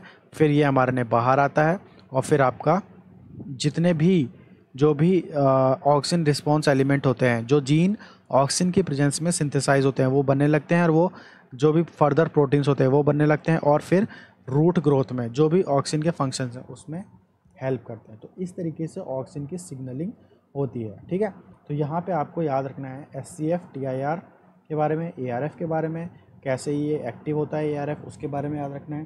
ठीक है ना, तो जो ऑक्सीजन होता है ना, यहाँ पे ये आप जो ऑक्सीजन देख रहे हैं, ये क्या है, oxygen is acting as an adapter component. किसके किसके बीच में, एक तो ARF रिप्रेसर और SCF TIR के बीच में, इसके और इसके बीच में ऑक्सीजन जो है वो एज एन अडेप्टर कंपोनेंट काम कर रहा है। ठीक है, इस चीज़ को आपको याद रखना है। और ये जो SCF होता है, ये SCF या TIR जो हम बोल रहे हैं, ये क्या होता है, तो ये एक्चुअल में ये क्या होता है, ये होता है आपका E3 यूबीक्यूटिन लाइगेस। ठीक है, ये होता है आपका E3 यूबीक्यूटिन लाइगेस। तो इसका काम क्या होता है कि जैसे ही ये अपने साथ इस ARF रिप्रेसर को अटैच करवाता है, ये इसका करवा देता है यूबीक्यूटिनाइलेशन, मतलब डिग्रेडेशन। ठीक है, डिग्रेडेशन करवा देता है छोटे छोटे अमीनो एसिड्स में। ठीक है, तो इस तरीके से ऑक्सीजन की सिग्नलिंग कंप्लीट होती है। तो आपको जितनी चीज़ें मैंने बताई हैं, आपको वो सारी चीज़ें ऑक्सीजन के बारे में याद रखनी है। ठीक है, और यहीं से एग्ज़ाम में काफ़ी सारे क्वेश्चन आपको मिल जाएंगे। अब इसका जो लास्ट पार्ट है ऑक्सीजन का, वो हम जल्दी से डिस्कस कर लेते हैं। वो क्या है, वो है इसका फंक्शन। ठीक है, कि कौन कौन से ऑक्सीजन के फंक्शंस होते हैं, ऑक्सीजन के क्या क्या फंक्शन होते हैं। तो अब हम लास्ट इसका पोर्शन डिस्कस करने जा रहे हैं ऑक्सीजन का, इसके फंक्शन कौन कौन से होते हैं। ठीक है, तो जो पहला फंक्शन होता है वो होता है आपका, कि पहला जो फंक्शन होता है वो होता है आपका, इट प्रमोट एपिकल डोमिनेंस। ठीक है, एपिकल डोमिनेंस। अब ये एपिकल डोमिनेंस क्या है भाई, तो ये जो एपिकल डोमिनेंस है वो क्या होता है आपका, चलो मैं यहाँ पे एक बार समझा देता हूँ आपको, कि ये है आपका, मान लो प्लांट। ठीक है, तो ये जो बिल्कुल सेंटर का जो है पार्ट, ये वाला, ठीक है, दूसरे कलर से बताते हैं, ये जो सेंटर का जो पार्ट है, ये वाला, ये होती है आपकी एपिकल बड, एपिकल बड। ठीक है, और ये जो आपके साइड साइड में जो पत्तियां निकलती हैं, ठीक है, साइड साइड में जो रूट स्टेम्स निकलते हैं, शूट्स निकलती हैं, ठीक है, तो वो होते हैं आपके लेटरल बड्स।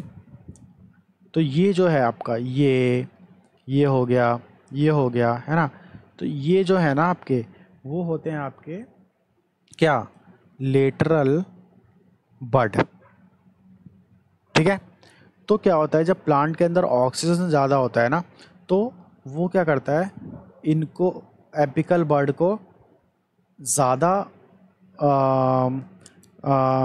इन्फ्लुएंस करता है, मतलब ज़्यादा इसको प्रमोट करता है, प्रमोट एपिकल बड, एपिकल बड को ज़्यादा प्रमोट करता है और इसकी हाइट फिर ऊपर की तरफ तेज़ी से भागती है, मतलब एपिकल डोमिनेंस हो जाता है, ये इनके ऊपर डोमिनेट हो जाता है।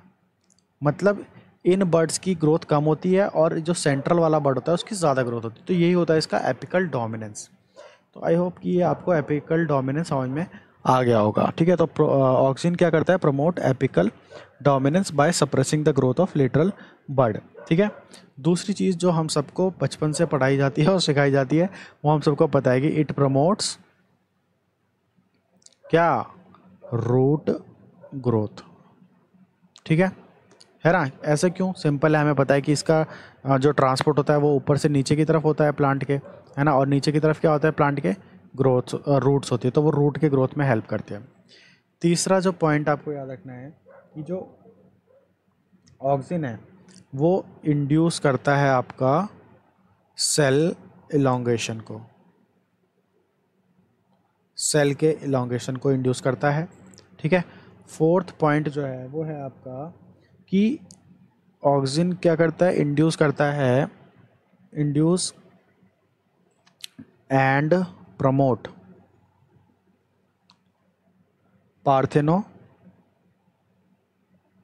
पार्थेनोजेनिक फ्रूट्स। ठीक है,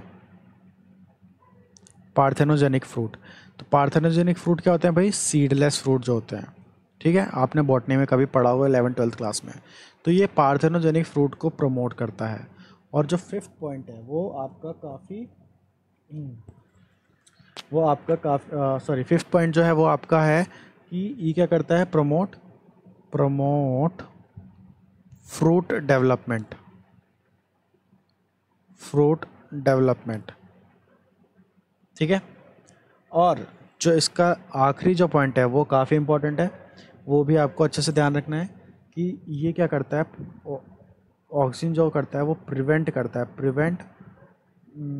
प्रिवेंट लीफ एब्सिसन। ठीक है, लीफ एब्सिसन, एब्सिसन का मतलब क्या होता है आपको पता होगा, एब्सिसन का मतलब होता है आपका फॉल, है ना, तो ये पत्तियों के गिरने को रोकता है। ठीक है, कैसे रोकता है, बस जल्दी से वो ख़त्म करते हैं और फिर इस ऑक्सीजन के पार्ट को रैप अप करते हैं, है ना। तो अब आप यहाँ पे ज़रा ध्यान से समझना कैसे ये पत्तियों के फॉल को, एब्सिसन को रोकता है। ठीक है, तो एक्चुअल में पहले हम ये समझ लेते हैं कि पत्तियों का फॉल होता कैसे है, कैसे गिरती है पत्तियाँ, किस वजह से गिरती है। तो मान लो ये है आपकी एक लीफ, है ना। ठीक है, तो ये एक आपकी लीफ है और इसका अगर फॉल हो जाता है यहाँ से, है ना, तो इसका अगर फॉल हो जाता है तो क्या होता है, आपकी ये गिर जाती है। ठीक है, ये गिर जाती है, समझ में आया चीज़, है ना, ये यहाँ से टूट के गिर गई। ठीक है, अब ऐसा क्यों होता है, ऐसा क्यों होता है, वाई, वो इसलिए होता है कि क्या होता है कि ये वाला आप जोन देखो ना ध्यान से, ये जो जोन होता है ना, इसको हम बोलते हैं एब्सिसन जोन, एब्सिसन जोन बोलते हैं इसको। ठीक है, तो पत्तियां कब गिरती है, जब यहाँ पे इस जगह पे इथाइलिन का कॉन्सेंट्रेशन बहुत ज़्यादा हो जाता है, हाई कॉन्सेंट्रेशन ऑफ इथाइलिन होता है, तो वो क्या करती है, प्रमोट करते हैं आपके, किसको प्रमोट करते हैं, एब्सिसन को। ठीक है, एब्सिसन को प्रमोट करते हैं कौन, हाई कॉन्सेंट्रेशन ऑफ इथाइलिन, और उसकी वजह से क्या होता है, पत्तियाँ गिरने लग जाती हैं।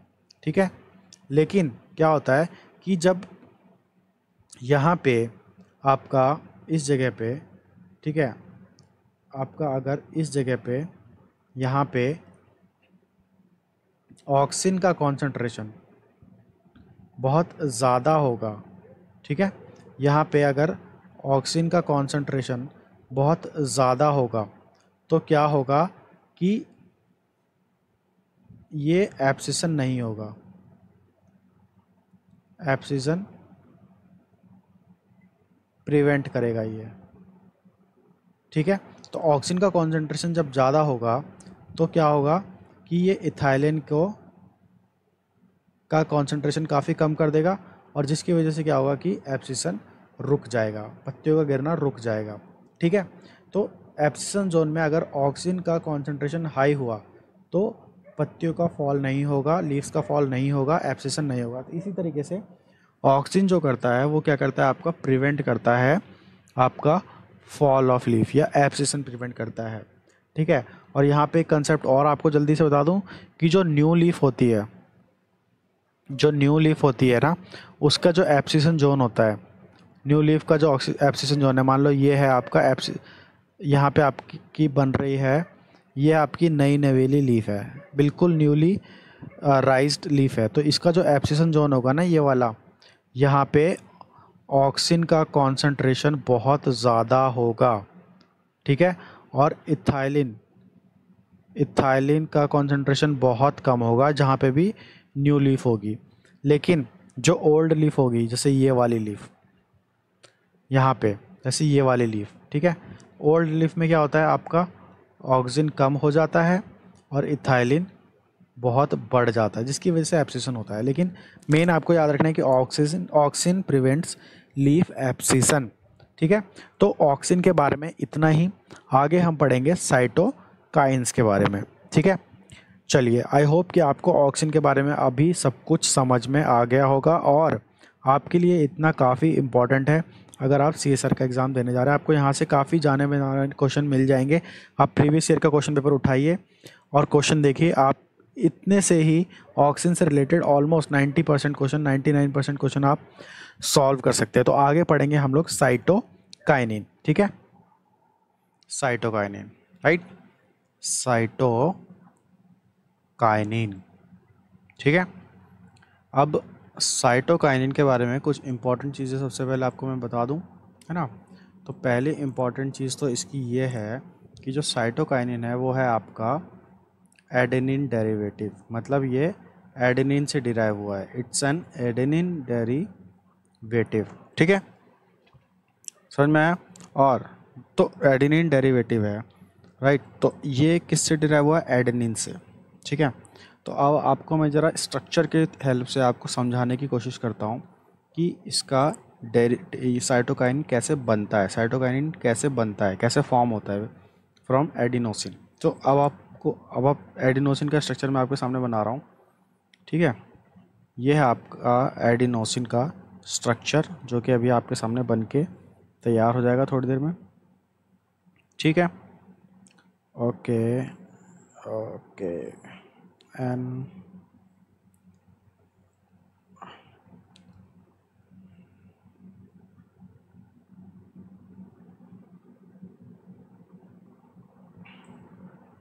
यहाँ पे एक एन होता है, ऐसा होता है, और यहाँ पे आपका अमीनो ग्रुप होता है, ठीक है। तो ये है आपका किसका स्ट्रक्चर, एडिनोसिन का, ठीक है। ये है आपका एडिनोसिन, ठीक है।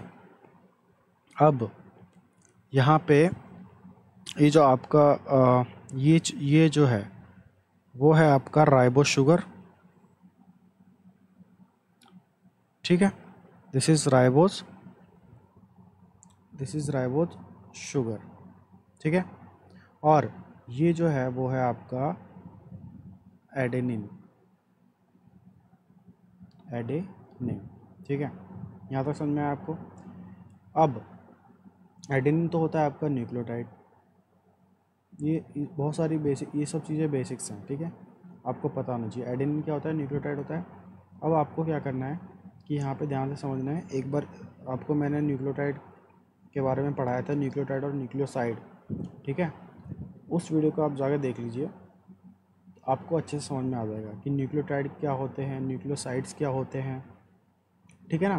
तो यहाँ पे क्या होता है कि इनकी नंबरिंग होती है, और नंबरिंग इस तरीके से होती है, होता है नंबर 1 2 3 4 5 6, ये होता है आपका 7, 8, 9। तो इस तरीके से न्यूक्लियोटाइड की नंबरिंग होती है। न्यूक्लियोटाइड के बारे में आप स्पेसिफिकली पढ़ना चाहते हैं, डिटेल में पढ़ना चाहते हैं, तो मैं उसका लिंक आपको डिस्क्रिप्शन बॉक्स में दे दूंगा। आप वहाँ जाकर न्यूक्लियोटाइड्स के बारे में पढ़ सकते हैं, वो काफ़ी स्पेसिफिक वीडियो है न्यूक्लियोटाइड्स के बारे में, ठीक है। अब यहाँ पे आ जाइए। तो यहाँ पे क्या होता है कि इस तरीके से आपका एडिनोसिन का स्ट्रक्चर होता है, ठीक है।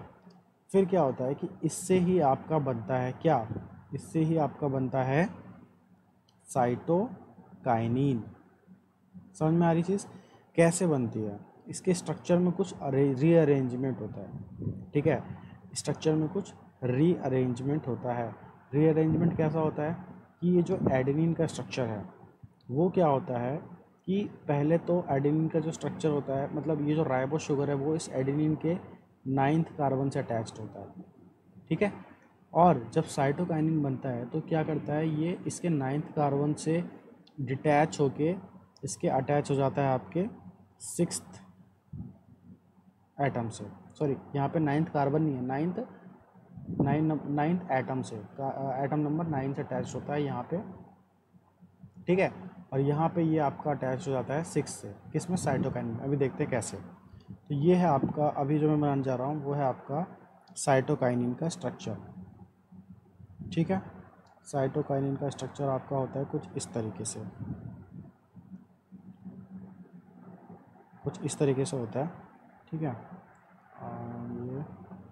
और ये, तो अभी इसका एक बार नंबरिंग फिर से दे देते हैं हम लोग। इसकी नंबरिंग यहाँ से दे देते हैं, ये 1, ये 2, 3, 4, 5, 6, ठीक है, 7, 8, 9। तो आपको यहाँ पे देखना कि पहले किस पे अटैच था, 9 नंबर पे। अब यहाँ 9 नंबर से हटकर ये जो आपका राइबो शुगर है वो आपका अटैच हो जाता है इस पे, 6th पे, ठीक है। किस पे अटैच हो जाता है, 6th पे। तो अब यहाँ पे देखो कि 6th पे कैसे अटैच हो गया, कुछ इस तरीके से, CH,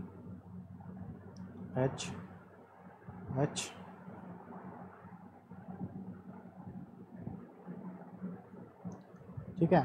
तो इस तरीके से साइटोकाइनिन का स्ट्रक्चर आपका बन जाता है। तो यहाँ से आपको दो चीज़ें याद रखनी है। पहली चीज़ ये रखनी है कि ये किसका डेरिवेटिव है, एडेनिन का।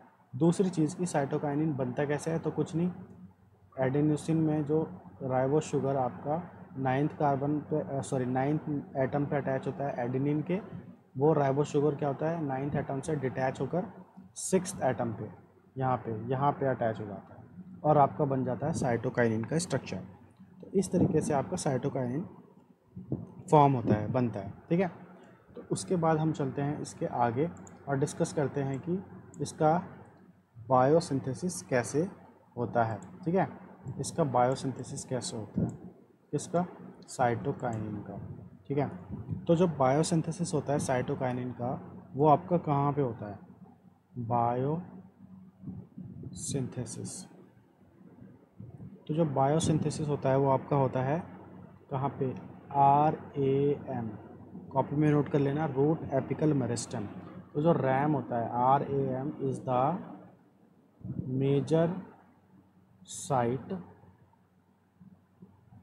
फॉर सिंथेसिस ऑफ साइटोकाइनिन, ठीक है। समझ में आई चीज़। तो आपको याद रखना है कि जो रैम है, रूट एपिकल मेरिस्टेम, वो आपका major site of biosynthesis of cytokinin है, ठीक है। उसके बाद नेक्स्ट चीज़ जो है वो है इसका ट्रांसपोर्ट। तो इसका जो ट्रांसपोर्ट होता है ना वो क्या होता है कि it is transported to all part of the plant, ठीक है। Transported to all part of plant by xylem pathway. इस चीज़ को आप याद रखना, जाइलम पाथवे की हेल्प से ये प्लांट्स के सारे ही पार्ट्स में ट्रांसपोर्ट होता है, ठीक है। समझ में आई चीज़। अब साइटोकाइनिन के बारे में मैं आपको एक चीज़ बता दूं जो काफ़ी इम्पॉर्टेंट है कि जो साइटोकाइनिन होता है ना, जो साइटोकाइनिन होता है ये सिंथेसाइज्ड होता है, is cytokinin is synthesised in all organism. ऐसा नहीं है कि ये सिर्फ प्लांट में सिंथेसाइज होता है, ये ह्यूमंस, एनिमल्स सब में सिंथेसाइज होता है। क्यों? क्योंकि because it is derived from, किससे डिराइव हुआ ये अभी मैंने बताया था, it is derived from adenosine, और एडिनोसिन तो सारे ही ऑर्गेनिज्म में पाया जाता है। ठीक है, तो ये पॉइंट आपको याद रखना है। तीसरी चीज़ जो एग्ज़ाम के पॉइंट ऑफ व्यू से आपको याद रखनी है वो मैं आपको बता दूं कि डायरेक्ट क्वेश्चन कभी कभी पूछा जाता है कि अगर हमें साइटोकाइनिन का बायो ऐसे करना हो, ठीक है, कि साइटोकाइनिन प्रेजेंट है प्लांट सेल में या नहीं, साइटोकाइनिन बायो ऐसे अगर हमें करना हो तो हम कौन सा टेस्ट करेंगे? तो उस टेस्ट का नाम होता है क्लोरोफिल प्रिजर्वेशन टेस्ट। ठीक है, तो इस टेस्ट का नाम आपको याद रखना है, ये टेस्ट काफ़ी इंपॉर्टेंट है साइटोकाइनिन बायो ऐसे के लिए, क्योंकि डायरेक्ट क्वेश्चन कभी कभी एग्जाम में पूछ लिया जाता है। ठीक है, इसके बाद हम जल्दी से डिस्कस कर लेते हैं इसके सिग्नलिंग पाथवे के बारे में। ठीक है, साइटोकाइनिन का सिग्नलिंग पाथवे जो काफ़ी इंपॉर्टेंट है और क्वेश्चन यहाँ से भी पूछा जाता है। ठीक है, साइटोकाइनिन का हम क्या पढ़ने जा रहे हैं? Cytokinin signalling pathway. ठीक है, तो सिग्नलिंग पाथवे को हम समझने से पहले मैं आपको यहाँ पे एक दो चीज़ें बता दूँ इंपॉर्टेंट जो है सिग्नलिंग के बारे में। पहली चीज़ तो ये है कि जो साइटोकाइनिन सिग्नलिंग पाथवे होता है, it is very similar to the histidine kinase signalling pathway. Similar to histidine, अगर आपने पहले कभी हिस्टिडीन काइनेज सिग्नलिंग पाथवे पढ़ा हो तो ये उससे बिल्कुल सिमिलर होता है। ठीक है, नहीं पढ़ा तो कोई दिक्कत की बात नहीं है, अभी आप जब साइटोकाइनिन सिग्नलिंग पाथवे पढ़ोगे तो आपको समझ में आ जाएगा कि हिस्टिडीन काइनेज पाथवे किस तरीके से होता होगा। बस आपको याद रखना है एग्जाम में अगर कोई भी क्वेश्चन आ गया कि साइटोकाइनिन सिग्नलिंग पाथवे किससे रिलेटेड होता है, किससे सिमिलर होता है, तो आपका किससे होता है?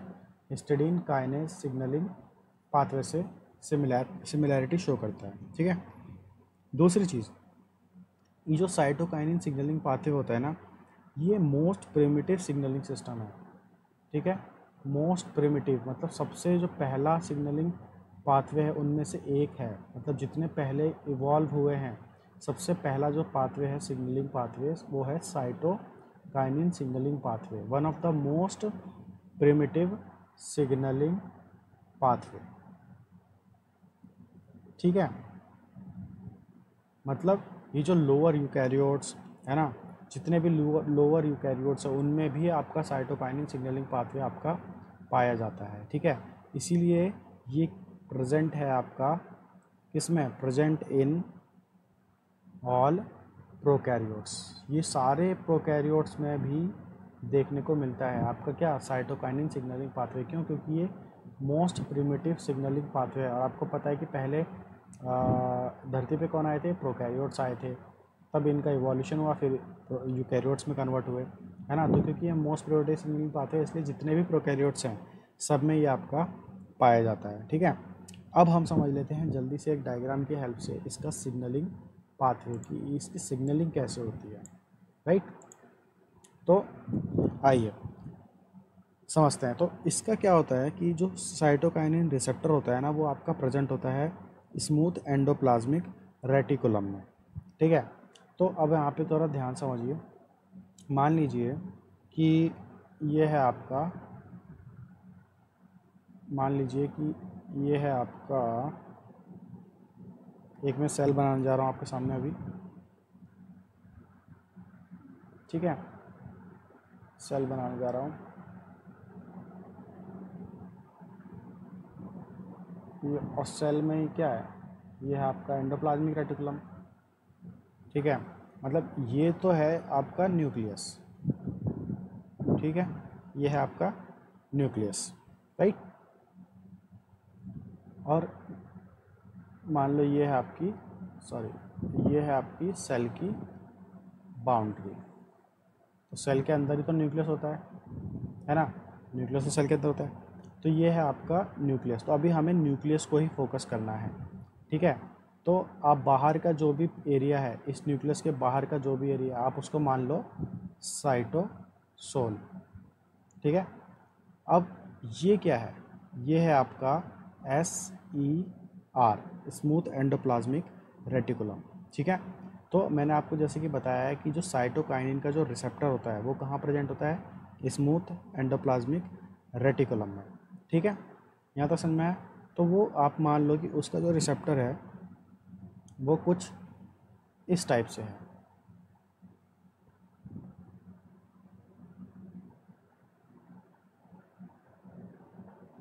कुछ इस टाइप से है उसका रिसेप्टर। ये है आपका साइटोकाइनिन रिसेप्टर, ठीक है। इसमें क्या होता है कि इसमें आपके होता है हिस्टिडीन,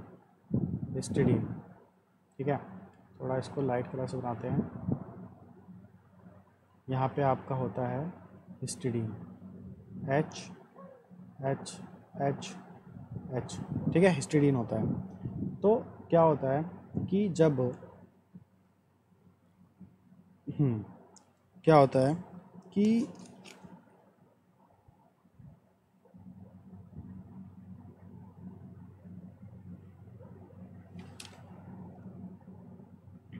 क्या होता है कि जब यहाँ पे आपका साइटोकाइनिन आता है, ठीक है। मान लो कि आपका ये है ये है आपका साइटोकाइनिन, ठीक है। ये है आपका साइटोकाइनिन। यहाँ पे ही जैसे ही साइटोकाइनिन आता है वो क्या करता है, आपका फॉस्फोराइलेट कर देता है, किसको, हिस्टिडीन्स को। जो ही हिस्टिडीन यहाँ पे प्रेजेंट है इनको क्या करता है, आपका फॉस्फोराइलेट कर देता है, ठीक है। इनको क्या करता है, फॉस्फोराइलेट कर देता है। तो ये एक दूसरे को भी फॉस्फोराइलेट करते हैं, ठीक है। तो क्रॉस फॉस्फोराइलेशन भी होता है ना। कि इनमें से मान लो कि पहले ये वाला फॉस्फोराइलेट हुआ तो इसने इसको कर दिया, इसने फिर इसको कर दिया। अगर ये वाला पहले हुआ तो इसने इसको कर दिया और फिर इसने, तो आपस में सबका क्या होता है, फॉस्फोराइलेशन हो जाता है, ठीक है। उसके बाद क्या होता है कि फॉस्फोराइलेशन होने के बाद क्या होता है कि ये करता है आपका फॉस्फोराइलेट एक दूसरा मॉलिक्यूल होता है, जिसको आप बोल सकते हो AHP। AHP जो होता है फिर उसका क्या होता है, आपका फॉस्फोराइलेशन हो जाता है, ठीक है, फॉस्फोराइलेशन। तो पहले क्या हुआ, साइटोकाइनिन यहाँ पे आया, उसने क्या किया, साइटोकाइनिन रिसेप्टर को फॉस्फोराइलेट कर दिया। फिर साइटोकाइनिन रिसेप्टर का फॉस्फोराइलेशन होने के बाद क्या होता है कि आपका AHP जो होता है वो आपका AHP फॉस्फोराइलेट हो जाता है, ठीक है। उसके बाद जब AHP का फॉस्फोराइलेशन हो जाता है तो क्या होता है कि आपके न्यूक्लियस में ही, ये भी न्यूक्लियस आपका है ना, AHP क्या करता है, आपका एक प्रोटीन होता है, दूसरा प्रोटीन, उसका नाम होता है आपका ARRB, ठीक है। तो ये क्या करता है, AHP आपके ARRB को क्या करता है, फॉस्फोराइलेट कर देता है, ठीक है, फॉस्फोराइलेट कर देता है। तो इसका मतलब कि अब ये एक्टिव हो गया है, ठीक है। ये तो फॉस्फोराइलेशन जो जो फॉस्फोराइलेट होता जा रहा है वो आपका एक्टिव होता जा रहा है। फिर क्या होता है, आप देखो यहाँ पे कि जो ये तो न्यूक्लियस है, न्यूक्लियस में आपका क्या होता है, DNA होता है ना, न्यूक्लियस में DNA होता है, ठीक। तो क्या होता है कि यहाँ पे आपका, अभी हम किसकी बात कर रहे हैं, साइटोकाइनिन का, ठीक है। तो ये मान लो ये है आपका कि साइटोकाइनिन रिस्पॉन्स एलिमेंट, मान लो CRE है ये, ठीक है। मतलब ये एक ऐसा जीन है जो एक्सप्रेस करेगा, ठीक है, और बहुत सारे ऐसे प्रोटीन्स बनाएगा जो कि आगे जाके प्लांट के ग्रोथ में हेल्प करेंगे, ठीक है। मतलब साइटोकाइनिन जिन फंक्शंस में इन्वॉल्व होता है, ठीक है, वो सारे फंक्शंस होने लगेंगे जब ये जीन आपका mRNA बना के एक्सप्रेस हो जाएगा और बाहर प्रोटीन्स का बनेगा, ठीक है। तो ये है आपका साइटोकाइनिन रिस्पॉन्स एलिमेंट। तो क्या होता है कि ARRB जब एक्टिव हो जाता है तो आके आपका बाइंड हो जाता है इस पे, साइटोकाइनिन रिस्पॉन्स एलिमेंट पे आपका ARRB बाइंड हो जाता है।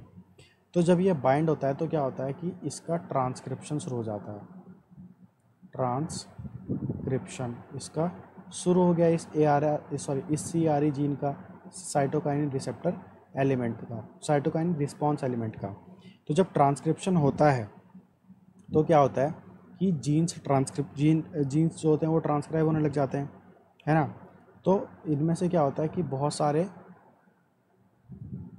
जीन्स ट्रांसक्राइब होते हैं जो कि आपका अलग अलग फंक्शंस में, साइटोकाइनिन के जो भी फंक्शंस होते हैं, साइटोकाइनिन के जो फंक्शन होते हैं उनमें इन्वॉल्व होते हैं। तो वो सारे फंक्शंस जो भी प्रोटीन आपका परफॉर्म करते हैं उनके जीन्स यहाँ से ट्रांसक्राइब हो जाते हैं, ठीक है।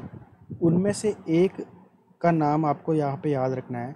एक का नाम होता है ARRA, ठीक है, ARRA। इसका भी ट्रांसक्रिप्शन होता है,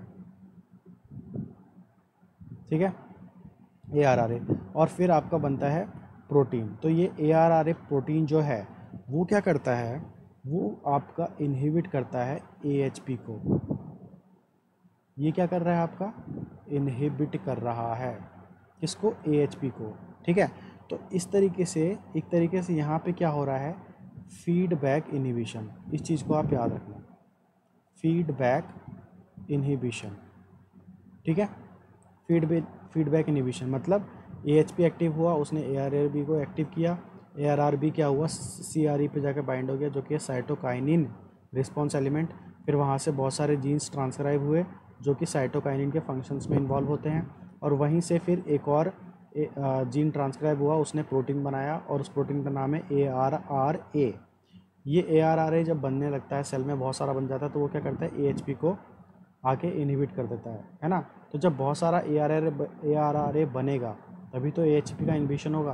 तो यहाँ पे क्या होता है, फीडबैक इनहिबिशन होता है, मतलब कि अब हमारे पास बहुत सारे ऐसे जीन्स हैं जो कि साइटोकाइनिन का जो भी फंक्शन है वो परफॉर्म कर सकते हैं, इसलिए अब आप मत मतलब आपकी अभी ज़रूरत नहीं है। इसलिए क्या करता है, ARRA AHP को इनहिबिट कर देता है। तो आगे क्या होता है, आगे का प्रोसेस रुक जाता है, ARRB एक्टिवेट नहीं होता और फिर वो यहाँ पे आके बाइंड नहीं होता। तो इस तरीके से आपकी होती है किसकी, साइटोकाइनिन की सिग्नलिंग, ठीक है।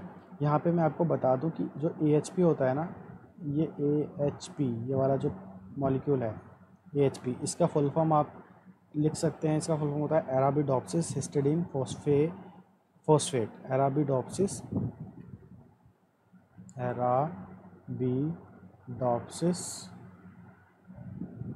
हिस्टिडीन फॉस्फेट, ठीक है। तो ये था आपका साइटोकाइनिन सिग्नलिंग के बारे में, ठीक है। अब यहाँ पे देखो, यहाँ पे अब इसके बाद हम जल्दी से डिस्कस कर लेते हैं इसके फंक्शंस के बारे में, ठीक है, कि साइटोकाइनिन का फंक्शंस कौन कौन से होते हैं, ठीक है। तो पहला जो फंक्शन है वो इसका, वो ये है, पहला फंक्शन कौन सा है, हम क्या डिस्कस करेंगे, फंक्शन के बारे में, ठीक है। तो जो पहला फंक्शन है वो है आपका, पहला जो फंक्शन है वो है आपका इट ओवरकम एपिकल डोमिनेंस, ठीक है। मतलब एक तरीके से बोल सकते हो कि इट प्रिवेंट एपिकल डोमिनेंस। और मैंने आपको ऑक्सिन में बताया था, अगर आपको याद हो, कि ऑक्सिन क्या कर रहा था, एपिकल डोमिनेंस को प्रमोट कर रहा था, और साइटोकाइनिन क्या कर रहा है, प्रिवेंट कर रहा है। तो जो साइटोकाइनिन है जस्ट उसका ऑपोजिट है, कॉन्ट्राडिक्टरी है किसका, ऑक्सिन का। वो एपिकल डोमिनेंस को प्रमोट करता है और ये वो एपिकल डोमिनेंस को प्रमोट करता है और ये प्रिवेंट करता है, ठीक है। तो इसलिए वो क्या, ये क्या है, साइटोकाइनिन क्या है आपका,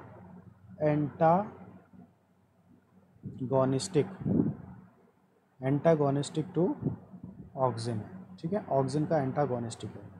तीसरी चीज़ जो है, साइटोकाइनिन क्या करता है, प्रोड्यूस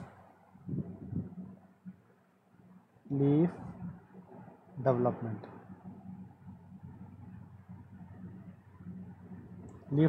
करता है, ठीक है। और फोर्थ पॉइंट जो है वो क्या करता है, डीले करता है, डीले सेनेसेंस। ये सेनेसेंस को डीले करता है। सेनेसेंस का मतलब क्या होता है पता है, एजिंग। प्लांट का एज जल्दी नहीं होता, प्लांट की एजिंग को डिले कर देता है कौन, साइटोकाइनिन, ठीक है। जो फिफ्थ पॉइंट है वो ये है कि इट प्रमोट्स, ये क्या प्रमोट करता है, ये प्रमोट करता है क्लोरोप्लास्ट के डेवलपमेंट को, क्लोरोप्लास्ट डेवलपमेंट को प्रमोट करता है। और जो 6th पॉइंट है ये काफ़ी इम्पोर्टेंट पॉइंट है, इसको आपको ध्यान रखना है। ये क्या करता है? Promote cytokinin promote cell division, ठीक है, cell division by activating CDC25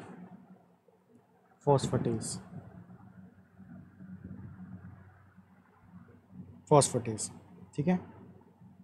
अभी कैसे प्रमोट करता है जल्दी से हम वो समझ लेते हैं, क्योंकि यहाँ वहाँ से काफ़ी सारे एग्ज़ाम में क्वेश्चन पूछे गए हैं, ठीक है, कि कैसे सेल डिवीज़न को प्रमोट करता है, ठीक है।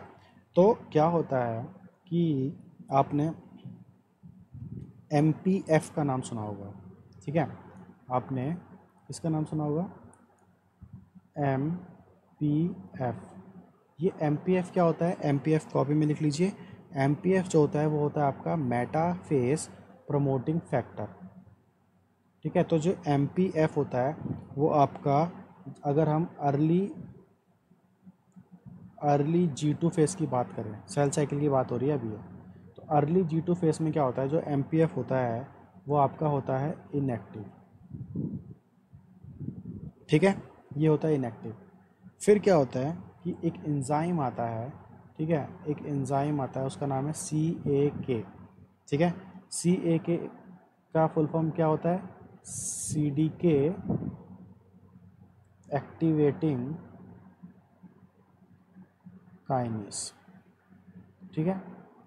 CAK का फुल फॉर्म होता है CDK एक्टिवेटिंग काइनेज, और CDK का फुल फॉर्म लिख लीजिए साइक्लिन डिपेंडेंट काइनेज, ठीक है। सेल डिवीज़न में आप ये सारी चीज़ें डिटेल में पढ़ेंगे, यहाँ पे हम उसकी डिटेल में नहीं जाएंगे। तो ये जो CDK एक्टिवेटिंग काइनेज होता है वो क्या करता है भाई? वो क्या करता है कि MPF पे, ठीक है, ये है आपका MPF, ठीक है, MPF वो क्या करता है, इस MPF के ऊपर एक फॉस्फेट ग्रुप अटैच कर देता है, ठीक है ना। काइनेज है ना इसका नाम, काइनेज है ये। CAK क्या है? काइनेज है, तो इसलिए ये एक फॉस्फेट ग्रुप MPF पे अटैच कर देता है, जिसकी वजह से क्या होता है कि ये आपका एक्टिव हो जाता है, ये आपका एक्टिव हो गया। जो आपका पहले इनएक्टिव था वो अब आपका एक्टिव हो चुका है, ठीक है, समझ रहे हो। अब क्या होता है कि यहाँ पे आपका आता है एक, यहाँ पे आपका आता है एक V1 प्रोटीन, V1 प्रोटीन, ठीक है। ये V1 प्रोटीन क्या करता है कि ये जो MPF अभी एक्टिव हुआ था, ठीक है, वो क्या करता है कि वापस से इसको इनएक्टिव कर देता है। इस MPF को, ये जो एक्टिव हुआ था MPF, ये जो यहाँ पे एक्टिव हुआ था, इसको वापस इनएक्टिव कर देता है। वो कैसे करता है कि देखो यहाँ पे एक फॉस्फेट ग्रुप तो पहले से था ही, ठीक है, तो ये V1 प्रोटीन क्या करता है, यहाँ पे दूसरा फॉस्फेट ग्रुप भी ऐड कर देता है, ठीक है। और इस फॉस्फेट ग्रुप को ऐड करने की वजह से ये MPF इनएक्टिव क्यों हो जाता है भाई? क्योंकि ये वाला जो फॉस्फेट है ना, ये होता है आपका इनहिबिटरी फॉस्फेट होता है।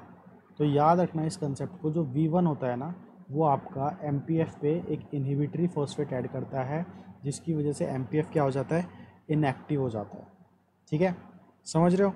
तो यहाँ पे कहने का मतलब ये है कि अर्ली G2 फेस में क्या होता है ना, अर्ली G2 फेस में MPF को एक्टिवेट नहीं होना चाहिए, लेकिन जब गलती से अगर ये एक्टिवेट हो भी गया यहाँ पे, तो एक V1 प्रोटीन आता है और तुरंत इसके ऊपर एक इनहिबिटरी फॉस्फेट ऐड करता है और उसको वापस इनएक्टिव कर देता है, समझ रहे हो। ये अर्ली G2 फेस में, तो अर्ली G2 फेस में MPF आपका इनएक्टिव ही होता है।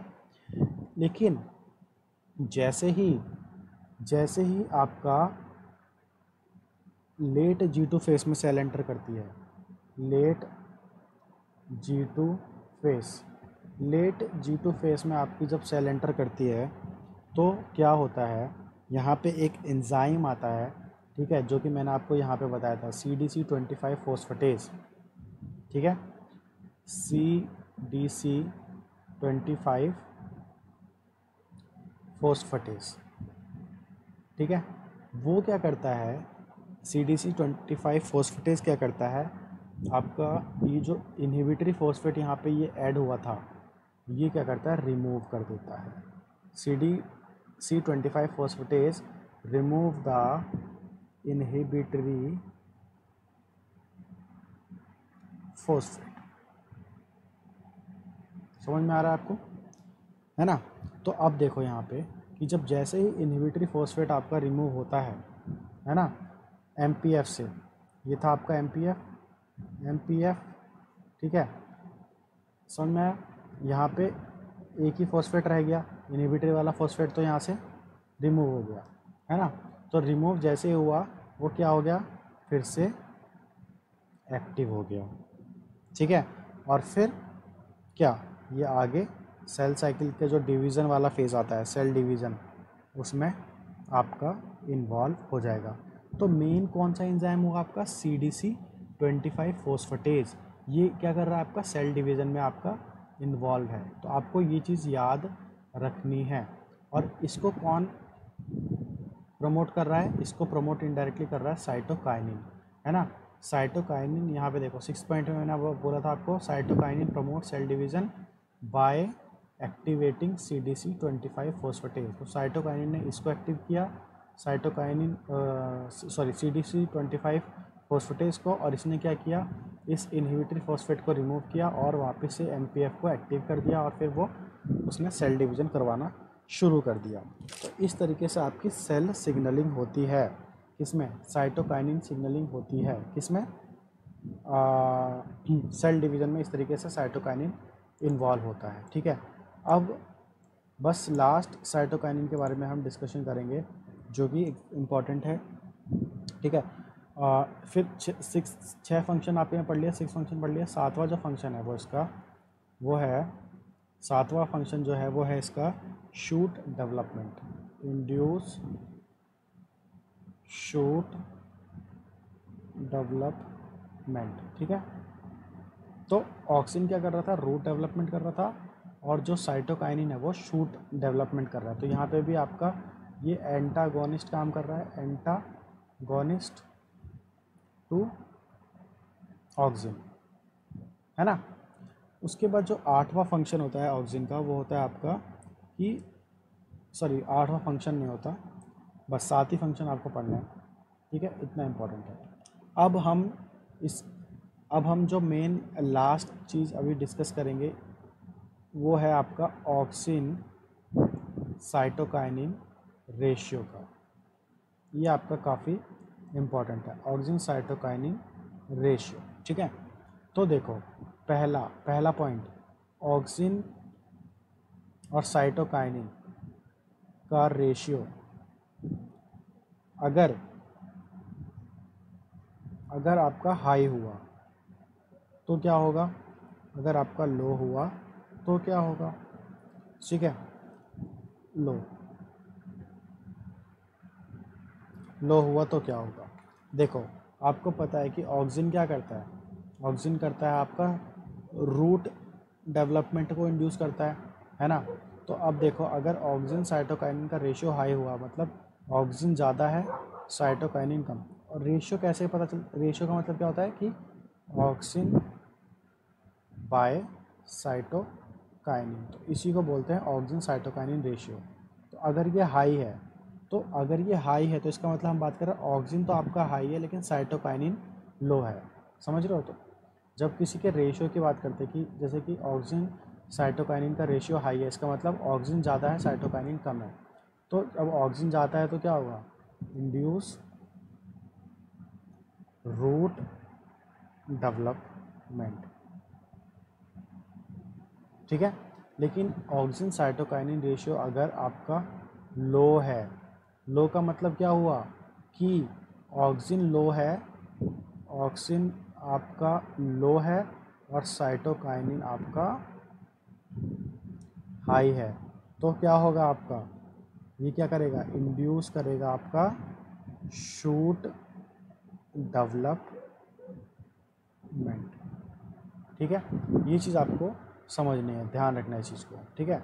दूसरा साइटोकाइनिन और ऑक्सिन का रेशियो, बस कुछ नहीं, रिवर्स कर दो, साइटोकाइनिन ऑक्सिन रेशियो, ठीक है, जो कि आपको ऐसे लिखना है, साइटोकाइनिन ऑक्सिन रेशियो। अगर तो ये हाई होगा, अगर इसका रेशियो हाई होगा साइटोकाइनिन का, तो आपको पता है साइटोकाइनिन ऑक्सिन रेशियो अगर हाई, इसका मतलब साइटोकाइनिन हाई है, साइटोकाइनिन हाई है तो इसका मतलब क्या होगा आपका, क्या होगा आपका, इंड्यूस करेगा आपका ये शूट डेवलपमेंट। आपको कंसेप्ट्स याद रखने हैं, बस आपको सब कुछ अपने आप याद हो जाएगा, ठीक है। और अगर ये लो होगा, लो है, तो इसका मतलब यहाँ पे क्या है भाई, इसका मतलब यहाँ पे है कि साइटोकाइनिन आपका लो है और ऑक्सिन आपका हाई है। यहाँ पे आपका साइटोकाइनिन ऑक्सिन रेशियो हाई, इसका मतलब साइटोकाइनिन हाई है और ऑक्सिन आपका लो है, ठीक है, इसलिए ये इंड्यूस कर रहा है शूट डेवलपमेंट। यहाँ पे उल्टा हो जाएगा, अगर साइटोकाइनिन ऑक्सिन रेशियो कम है, लो है, तो क्या होगा, इंड्यूस रूट डेवलपमेंट, ठीक है। तो ये था आपका किसके बारे में, साइटोकाइनिन के बारे में सब कुछ, यहीं से क्वेश्चन पूछे जाते हैं, ठीक है। आप इतना कर लीजिए और आपके लिए CSIR के लिए सफिशिएंट होगा, ठीक है। इसके बाद अब हम लोग डिस्कस करेंगे जिब्रेलिक एसिड के बारे में और एब्सिसिक एसिड के बारे में और इथाइलिन के बारे में, ठीक है।